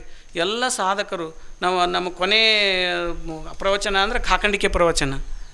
ಅಲ್ಲಿ ಏನು ಅದ್ಭುತ ಮಾಡಿದ್ರು ಕಾಕಂಡಿಕೆ ಒಳಗೆ, ಏನು ನ ಭೂತೇನ ನ ಭವಿಷ್ಯತಿ ಮಾಡಿ ದೊಡ್ಡ ಟೌನ್ಶಿಪ್ ತಯಾರು ಮಾಡಿಬಿಟ್ಟಿದ್ರು ಅಲ್ಲಿ ಅವರು. ಅದಕ್ಕೆ ಅಲ್ಲಿ ಎಷ್ಟು ಆನಂದವಾಗಿದ್ದರು ಅವರು. ಅದಕ್ಕಾಗಿ ಅಪ್ಪಗಳು ಇವತ್ತು ಬಂದದ್ದು ಭಾಳ ಖುಷಿಯಾಗೈತಿ. ಎಲ್ಲ ಸಾಧಕರು ಅವ್ರ ಹೃದಯಲ್ಲೇ ಸಾಧಕರಲ್ಲಿ ಸಾಧನೆ ಮಾಡಿರಿ ಅಂತಿದ್ದರು, ಅಧ್ಯಯನ ಮಾಡಿರಿ ಅಂತಿದ್ದರು. ಅಂಥ ಅಧ್ಯಯನ ಸಾಧಕರಲ್ಲಿಯೂ ಕೂಡ ಅಪ್ಪಗಳನ್ನು ನಾವು ಕಾಣಬೇಕು. ಅದಕ್ಕೆಲ್ಲ ಸದ್ಭಕ್ತರ ಹೃದಯದಲ್ಲಿ ಮೊದಲು ಪೂಜ್ಯ ಬಸವಲಿಂಗ ಮಹಾಸ್ವಾಮಿಗಳ ಶ್ರೀಚರಣಗಳಲ್ಲಿ ನಮ್ಮ ಸಿದ್ದೇಶ್ವರಪ್ಪಗಳನ್ನು ನಾವು ಕಾಣಬೇಕು. ಅವರ ಅಂತಃಕರಣ ಆಶೀರ್ವಾದ ನಮ್ಮ ಮೇಲೆ ಸದಾ ಇರಲಿ ಅಂತ ಹಾರೈಸಿ ಮಾತು ಮುಗಿಸ್ತೀನಿ. ಶರಣ. ನಮ್ಮೆಲ್ಲರಿಗೆ ಆಶೀರ್ವಚನ ಮಾಡಿರುವಂಥ ಬಸವ ಸ್ವರೂಪಿಗಳಾಗಿರುವಂಥ ಗುರುಮಾಂತ ಅಪ್ಪಗಳ ಶ್ರೀಚರಣಕ್ಕೆ ಶರಣಾರ್ಥಿಗಳನ್ನು ಸಲ್ಲಿಸಿ, ನಮ್ಮ ಕಾಕಂಡಿಕೆ ಗುರುದೇವಾಶ್ರಮದ ಶಿವಯೋಗೇಶ್ವರ ಮಹಾಸ್ವಾಮಿಗಳ ಆದಿಯಾಗಿ ಎಲ್ಲ ಪೂಜ್ಯರಿಗೆ ಶರಣಾರ್ಥಿ ಸಲ್ಲಿಸಿ, ಶರಣ ಬಂಧುಗಳೇ ತಮ್ಮೆಲ್ಲರಿಗೂ ಶರಣಾರ್ಥಿಗಳು. ಪೂಜ್ಯರು 1 ಗಂಟೆ ಕಾಲ ನಮ್ಮನ್ನು ಕಲ್ಯಾಣಕ್ಕೆ ಓದಿದ್ರು. ಶರಣರ ಜೀವನ, ಇಷ್ಟಲಿಂಗದ ಪರಿಕಲ್ಪನೆ ಬಹಳ ಸುಂದರವಾಗಿ ಅವರ ಆಶೀರ್ವಚನ ನಾವೆಲ್ಲ ಕೇಳಿದ್ದೇವೆ. ಶರಣರ ಬದುಕು ಅರಿವಿನ ಬದುಕು, ನಮ್ಮದು ಮರುವಿನ ಬದುಕು. ಅರಿವು ಯಾವಾಗ ಆಗ್ತದಂತ ಕೇಳಿದ್ರೆ ಗುರುವಿನ ಕರುಣೆ ಆದಾಗ ಅರಿವಾಗಲಿಕ್ಕೆ ಸಾಧ್ಯ. ಆ ಗುರುವಿನ ಕರುಣೆ ಯಾವಾಗ ಆಗ್ತದೆ ಕೇಳಿದ್ರೆ, ಗುರು ತನ್ನ ಶಿಷ್ಯನಿಗೆ ಅಥವಾ ಈ ಮಾನವನಿಗೆ ಅವನ ಮಸ್ತಕದ ಮೇಲೆ ತನ್ನ ಹಸ್ತವನ್ನಿಟ್ಟು ತಾನು ಕರುಣಿಸಿದ ಇಷ್ಟಲಿಂಗವನ್ನು ಕೊಟ್ಟು ಅವಾಗ ಹರಿಸಿದ ಅಂದ್ರೆ ಅಲ್ಲಿಂದ ಶಿವಯೋಗ ಪ್ರಾರಂಭ ಆಗಲಿಕ್ಕೆ ಸಾಧ್ಯ. ಶಿವಯೋಗ ಎಲ್ಲಿಂದ ಪ್ರಾರಂಭವಾಗ್ತದೆ ಕೇಳಿದ್ರೆ, ಶರಣರ ವಿಚಾರಧಾರೆಯಂತೆ ಇಷ್ಟಲಿಂಗದಿಂದ ಶುರುವಾಗ್ತದೆ. ಅದಕ್ಕೆ ಗುರುವಿನ ಕರುಣೆ ಆಯ್ತಪ್ಪ ಅಂತಂದರೆ, ಇಷ್ಟಲಿಂಗದ ಕರುಣೆ ಆಯ್ತಂದರೆ ಅದು ಅರಿವಿನ ಬದುಕಾಗ್ತದೆ. ಅದು ಆಗದಿದ್ದರೆ ಮರುವಿನ ಬದುಕಾಗ್ತದೆ ಅನ್ನೋಂಥದ್ದನ್ನು ಶರಣ ನಮಗೆ ಹೇಳಿಕೊಂಡು ಬಂದಿದ್ದಾರೆ. ಇದೇ ಮಾತನ್ನು ಅಕ್ಕ ಮಹಾದೇವಿ ಹೇಳಿದಳು. ಗುರು ದೀಕ್ಷೆಯನ್ನು ಪಡಿತಾಳ ಗುರುಗಳಿಂದ. ಆ ಗುರುವಿನ ಕರುಣೆ ಆದಮೇಲೆ ಆಕೆನ ಅಂತರಂಗದಿಂದ ಒಂದು ಮಾತು ಬರ್ತದೆ, ವಚನ ಬರ್ತದೆ. ಹೇಳ್ತಾಳ, ಏನು ಹೇಳ್ತಾಳ? ನರ ಜನ್ಮವ ತೊಡೆದು ಹರ ಜನ್ಮವ ಮಾಡಿದ ಗುರುವೇ, ಭವಬಂಧನವ ಬಿಡಿಸಿ ಪರಮ ಸುಖವ ತೋರಿದ ಗುರುವೇ, ಭವಿ ಎಂಬುದ ತೊಡೆದು ಭಕ್ತಳೆಂದೆನಿಸಿದ ಗುರುವೇ, ಆ ಚನ್ನ ಮಲ್ಲಿಕಾರ್ಜುನನ ನನ್ನ ಕೈವಶಕ್ಕೆ ಕೊಟ್ಟ ಗುರುವೇ, ನಿನಗೆ ಶರಣಾರ್ಥಿ ಅಂತಾರಲ್ಲ, ಇದಕ್ಕೆ ಅರಿವಿನ ಬದುಕು ಅಂತ ಕರೀತಾರೆ. ಇದಕ್ಕೆ ಅರಿವಿನ ಬದುಕಿದು. ಹಾಗೆ ಆ ಶರಣರ ಜೀವನ ಅತ್ಯಂತ ಒಂದು ಶ್ರೇಷ್ಠವಾಗಿರುವಂಥದ್ದು. ಕಲ್ಯಾಣದಲ್ಲಿ ಎಲ್ಲರೂ ಅವರು ಮಾಡಿದ್ದು ಏನು ಅಂತ ಕೇಳಿದರೆ, ಕಾಯಕ ಮಾಡಿದರು, ದಾಸೋಹ ಮಾಡಿದರು, ಒಂದಿಷ್ಟು ಸತ್ಸಂಗ ಮಾಡಿದರು, ಅನುಭವ ಮಂಟಪದಲ್ಲಿ ಕೂಡಿದರು, ಒಂದಿಷ್ಟು ಆ ಅನುಭವ ಮಾಡಿಕೊಂಡ್ರು. ಇಷ್ಟಲಿಂಗ ಪೂಜೆ ಮಾಡಿ ಶಿವಯೋಗ ಸಾಧನೆ ಆಗಿ ಅವರೆಲ್ಲರೂ ಮಹಾತ್ಮರಾದರು, ಶಿವಯೋಗಿಗಳಾದರು. ಹಾಗೆ ಆಗಬೇಕು ಅನ್ನೋಂಥ ಉದ್ದೇಶ ಮಹಾತ್ಮರದು, ಸಂತರದು. ಹಾಗೆ 12ನೇ ಶತಮಾನದಲ್ಲಿ ನಾವು ಹೋದಾಗ ಈ ದೇವರ ಕಲ್ಪನೆಗಳು ಹಲವು ರೂಪದಲ್ಲಿ ನಮ್ಮ ಜನ ಕಂಡರು. ದೇವರ ಗುಡಿಗೆ ನಾವು ಹೋಗ್ತೇವೆ, ದೇವರ ಗುಡಿಯಲ್ಲಿ ಒಂದು ಮೂರ್ತಿ ಇರ್ತದೆ ಅಥವಾ ಒಂದು ಸ್ಥಾವರ ಲಿಂಗ ಇರ್ತದೆ, ಒಂದು ದೇವರ ಕಲ್ಪನೆ ಅಲ್ಲಿ ಮಾಡಿಟ್ಟಿರ್ತಾರೆ. ಆದರೆ ಅಲ್ಲಿ ಹೋಗಿ ನಾವು ತಣ್ಣಗೆ ಕುಂದ್ರಂಗಿಲ್ಲ, ಅಲ್ಲಿ ಪೂಜಾರಿ ಹೇಳಿದಂಗೆ ಕೇಳಬೇಕು. ಅವ ಗಂಟೆ ಬಾರಿಸಂದ್ರೆ ಬಾರಿಸೋದು, ನೈವೇದ್ಯ ಮಾಡಂದ್ರೆ ಮಾಡೋದು, ಊದಿನ ಕಡ್ಡಿ ಬೆಳಗಂದ್ರೆ ಬೆಳಗೋದು, ಈಗ ಕುಂದ್ರಂದ್ರೆ ಕುಂದ್ರೋದು. ಆದರೆ ಇಷ್ಟಲಿಂಗ ಪೂಜೆ ನೀನು ಮಾಡ್ಕೋರು, ಅಲ್ಲಿ ಯಾರೂ ಕೇಳೋರಿಲ್ಲ, ನೀನಾಗಿರ್ತೀರಿ, ಆ ಲಿಂಗವೇ ಲಿಂಗವಾಗಿರ್ತದೆ. ಆದ್ದರಿಂದ ಲಿಂಗವನ್ನು ನಮ್ಮ ಅಂಗದ ಮೇಲೆ ಕೊಟ್ಟು ಇದನ್ನು ಶಿವನ ಕುರುಹು, ನೀನು ಇದರಿಂದ ಶಿವಯೋಗ ಮಾಡಿಕೊಂಡು ಆ ಪರಮಾತ್ಮನ ಕಾಣುವನಂಥದ್ದನ್ನು ಕೊಟ್ಟವರು ಯಾರಂದ್ರೆ ಶರಣರು, ಬಸವಾದಿ ಶಿವಶರಣರು. ಅಂಥ ಒಂದು ಪರಿಕಲ್ಪನೆ ಶರಣರ ಒಂದು ವಚನದಲ್ಲಿ ನಾವು ಸಾಕಷ್ಟು ನೋಡ್ತೀವಿ. ಹಾಗಾಗಿ ನಾವು ಇವತ್ತು ಶರಣರ ಸಂದೇಶ ಅವು ಯಾವಾಗಲೂ ಮಾಸದ ಸಂದೇಶ. ಹೇಳಿದ್ರಲ್ಲ ಅಪ್ಪಗಳು, 900 ವರ್ಷಗಳಾಗ್ಯದ. ಈಗ ಬಸವಣ್ಣವ್ರ ವಚನ ಆಗಲಿ, ಅಕ್ಕ ಮಹಾದೇವಿ ವಚನ ಆಗಲಿ, ಅಥವಾ ಎಲ್ಲ ಶರಣರ ವಚನ ಆಗಲಿ, ಆ ವಚನದಲ್ಲಿ ಯಾರದಾರಪ್ಪ ಅಂತಂದ್ರೆ ಬಸವಣ್ಣ ಕೂಡಲ ಸಂಗಮ ಅಂತ ನಾವು ಒಂದೇವಂದ್ರೆ ಆ ವಚನದೊಳಗೆ ಬಸವಣ್ಣದಾನ. ಚನ್ನಮಲ್ಲಿಕಾರ್ಜುನ ಅಂದ್ರೆ ಅಲ್ಲಿ ಅಕ್ಕ ಮಹಾದೇವಿ ಅದಾಳ. ಗುಹೇಶ್ವರ ಅಂದ್ರೆ ಅಲ್ಲಿ ಅಲ್ಲಮ್ಮ ಪ್ರಭುದೇವರದಾರ. ಹಾಗೆ ಇಲ್ಲಿ ಜ್ಞಾನ ಯೋಗಾಶ್ರಮ ಅಂದರೆ ಜ್ಞಾನ ಯೋಗಿ ಅಂದರೆ ಅಲ್ಲಿ ಸಿದ್ದೇಶ್ವರ ಮಹಾಸ್ವಾಮಿಗಳು ಅದರನ್ನಂಥದ್ದು ನಾವು ತಿಳ್ಕೋಬೇಕು. ಬಹಳ ಸುಂದರವಾಗಿ ಪೂಜ್ಯರು, ನಾನೇನು ಹೇಳುವುದಿಲ್ಲ, ಸಮಯ ಆಗಿದೆ, ಬಹಳ ಸುಂದರವಾಗಿ ನಮ್ಮೆಲ್ಲರಿಗೂ ಒಂದು ತಾಸು ತಮ್ಮ ಅನುಭವವನ್ನು ನಮ್ಮ ಕೂಡ ಹಂಚಿಕೊಂಡಿದ್ದಾರೆ. ಅವರ ಬದುಕು ಬಹಳ ಸರಳ. 12ನೇ ಶತಮಾನದಲ್ಲಿ ಬಸವಾದಿ ಶಿವ ಶರಣರು ಯಾವ ರೀತಿ ಬದುಕನ್ನು ಸಾಗಿಸಿದ್ರೋ ಹಾಗೆ ಇಂದಿನ ಶತಮಾನದಲ್ಲಿ ಇಲ್ಲಕಲ್ಲದ ಲಿಂಗೈಕ್ಯ ಪೂಜ್ಯ ಬಯಲಲ್ಲಿ ಬಯಲಾಗಿರುವಂಥ ಮಹಾಂತಪ್ಪಗಳಂತಿದ್ರಲ್ಲ, ನೀವೆಲ್ಲ ನೋಡಿರಿ, ಬಹಳ ದೊಡ್ಡ ಮಹಾತ್ಮರವರು. ಯಾಕಂದರೆ ಮಹಾತ್ಮರ ಇದ್ದಾಗ ಅವರ ಮಹಿಮೆ ಗೊತ್ತಾಗುವುದಿಲ್ಲ ಬಹಳ ಮಂದಿಗೆ. ಅವರು ಬಸವ ಸ್ವರೂಪಿಗಳೇ ಆಗಿದ್ದರು. ಈ ಜಗತ್ತಿನಲ್ಲಿ ನುಡಿದಂತೆ ನಡೆದರು ಶರಣರು, ಹಾಗೆಯೇ ಇಲ್ಲಕ್ಕೆಲ್ಲ ಮಹಾಂತಪ್ಪಗಳು ನುಡಿದಂತೆ ನಡೆದಂಥ ಒಬ್ಬ ಮಹಾಶಿವಯೋಗಿಗಳು ಅನ್ನೋಂಥದ್ದು ನಾವು ತಿಳ್ಕೋಬೇಕು. ಅಂಥ ಶಿವಯೋಗಿಗಳ ಮಹಾಂತಪ್ಪಗಳು ಇವತ್ತು ಅವರು ಬಯಲಲ್ಲಿ ಬಯಲ ಆದರೂ ಕೂಡ ಅದು ಯಾವುದು ಅಲ್ಲಿ ಅಲ್ಲಿ ನಿಂತಿಲ್ಲ. ಅದನ್ನು ಅಚ್ಚುಕಟ್ಟಾಗಿ ಅದಕ್ಕೆ ಯಾವುದು ಇದು ಬರದಂತೆ ಅದನ್ನೆಲ್ಲವನ್ನು ನೋಡ್ಕೊಂಡು ಹೊಂಟವರು ಗುರುಮಾಂತಪ್ಪಗಳು ಅನ್ನೋಂಥದ್ದು ಇವತ್ತು ನಾವು ನೋಡ್ತೀವಿ. ಅಲ್ಲಿ ಒಮ್ಮೆ ಇಲ್ಲೇ ಆಶ್ರಮದಲ್ಲಿನೇ ಹಂಗೆ ನಮ್ಮ ತಿಕೋಟ ಸ್ವಾಮಿಗಳು ನಾವು ಎಲ್ಲರೂ ಕೂಡಿ ಅಪ್ಪಗಳ ಬಗ್ಗೆ, ಮಾಂತಪ್ಪಗಳ ಬಗ್ಗೆ ಒಂದಿಟ್ಟು ಹೇಳಕತ್ತಿದ್ದೇವೆ. ಅವರು ಅಷ್ಟು ಹಿಂಗದಾರ ಅಂತೆಲ್ಲ ಹೇಳಿದ್ದೀವಿ. ಅವರು ಆಗಿನ ಬಸವಣ್ಣವರು ನಾವು ನೋಡಿಲ್ಲ, ಅವರು ನೋಡಿಲ್ಲ ಏನು ಚಿಂತೆ ಇಲ್ಲ. ಈಗ ಇಲ್ಲಕ್ಕೆಲ್ಲ ಮಹಾಂತಪ್ಪಗಳು ನೋಡಿದ್ರೆ ನಾವು ಬಸವಣ್ಣವ್ರನ್ನ ನೋಡಿದಂಗೆ ನಾವು ಅಂದೇವಿ. ಅದಕ್ಕೆ ಅಪ್ಪಗಳು ಬುದ್ಧಿಜಿಯವ್ರು ಅಂದರು, ಇಲ್ಲ ಬಸವಣ್ಣವ್ರಂದ್ರೆ ಗುರುಮಾಂತಪ್ಪಗಳು, ಪ್ರಭುದೇವ್ರಂದ್ರೆ ಮಹಾಂತಪ್ಪಗಳು ಅಂತ ಹೇಳಿದರು ಅವರು. ಅಷ್ಟು ಆ ಗುರುಗಳ ಮೇಲೆ ಬುದ್ಧಿಜಿಯವರ ಒಂದು ಪ್ರೀತಿ, ಹಾಗೆ ಅಂಥ ಸಂಸ್ಕಾರ, ಅಂಥ ಒಂದು ಮಠದ ಯಾವುದಕ್ಕೂ ಕೊರತೆ ಆಗದಂತೆ ನೋಡಿಕೊಂಡು ಹೋಗುವಂಥ ಪೂಜ್ಯ ಗುರುಮಾಂತಪ್ಪಗಳು ಇವತ್ತು ಬಂದಿದ್ದಾರೆ. ನಿಮಗೆ ಗೊತ್ತಿರಲಿ, ಎಲ್ಲ ಸ್ವಾಮಿಗಳು ಜೋಳಿಗೆ ಹಾಕ್ತಾರೆ. ಆ ಜೋಳಿಗೆ ಒಳಗೆ ಒಂದಿಷ್ಟು ಏನಾದರೂ ಬೇಡ್ತಾರೆ ಅಥವಾ ದುಡ್ಡು ಹಾಕತ್ತಾರೆ. ಆದರೆ ಇಲ್ಕೆಲ್ಲ ಮಠದ ಪೂಜ್ಯ ಮಹಾಂತಪ್ಪಗಳು ಜೋಳಿಗೆ ಹಾಕಿದರು. ಆದರೆ ಅದು ಎಂಥ ಜೋಳಿಗೆ ಅಂದರೆ ಹಣದಿಂದ ತುಂಬುವುದಲ್ಲ, ಜನರ ವ್ಯಸನಗಳ ಬೀಳ್ರಿ, ಅದು ನನ್ನ ಜೋಳಿಗೆ ಹಾಕಂತ ಪ್ರಥಮದಲ್ಲಿ ವ್ಯಸನ ಮುಕ್ತ ಜೀವನವನ್ನು ಸಾಗಿಸಬೇಕು ನಮ್ಮ ಜನ ಅನ್ನೋಂಥದ್ದು ತಂದವರು ಗುರುಮಹಾಂತಪ್ಪಗಳು ಮತ್ತು ಮಹಾಂತಪ್ಪಗಳು. ಅದನ್ನೇ ಪೂಜ್ಯರು ಇವತ್ತು ಮುಂದುವರ್ಸ್ಕೊಂಡು ಬಂದಿದ್ದಾರೆ. ಹಾಗೆ ಇವತ್ತು ನಮ್ಮ ಕರೆಗೆ ಹೋಗೊಟ್ಟು ಒಂದು ನಿಮ್ಮೆಲ್ಲರಿಗೂ ಗೊತ್ತಿರಲಿ, ಅವರಿಗೆ ನಾವು ಮಠಕ್ಕೆ ಹೋಗಲಿಲ್ಲ, ನಮ್ಮ ಹಿರಿಯರು ಯಾರೂ ಹೋಗಲಿಲ್ಲ. ನಾನೇ ಒಂದು ಫೋನ್ನಲ್ಲಿ ಅವರಿಗೆ ವಿನಂತಿ ಮಾಡಿಕೊಂಡೆ. ಅವರಂದರು ಅವ್ರ ಮಠದಲ್ಲಿ ಕಾರ್ಯಕ್ರಮ ಅದ, ಈಗ ಶ್ರಾವಣ ಮಾಸದಲ್ಲಿ ಅವ್ರ ಅಲ್ಲಿ ನಡೆದಾವು, ಆದರೆ ಜ್ಞಾನ ಯೋಗಾಶ್ರಮದಲ್ಲಿ ನಾನು ಕರೆದಾರಪ್ಪ ಅಂದ್ರೆ ಹೋಗಲೇಬೇಕಂತ ತಿಳ್ಕೊಂಡು ಎಲ್ಲವನ್ನು ಬಿಟ್ಟು ಬಂದಾರಲ್ಲ. ಇದು ಗುರುಮಹಾಂತಪ್ಪಗಳ ಒಂದು ಸಾತ್ವಿಕ ಅವರ ವಿನಯ ಇವತ್ತು ನಮಗೆಲ್ಲರಿಗೆ ಅರ್ಥವಾಗ್ತಾ ಇದೆ.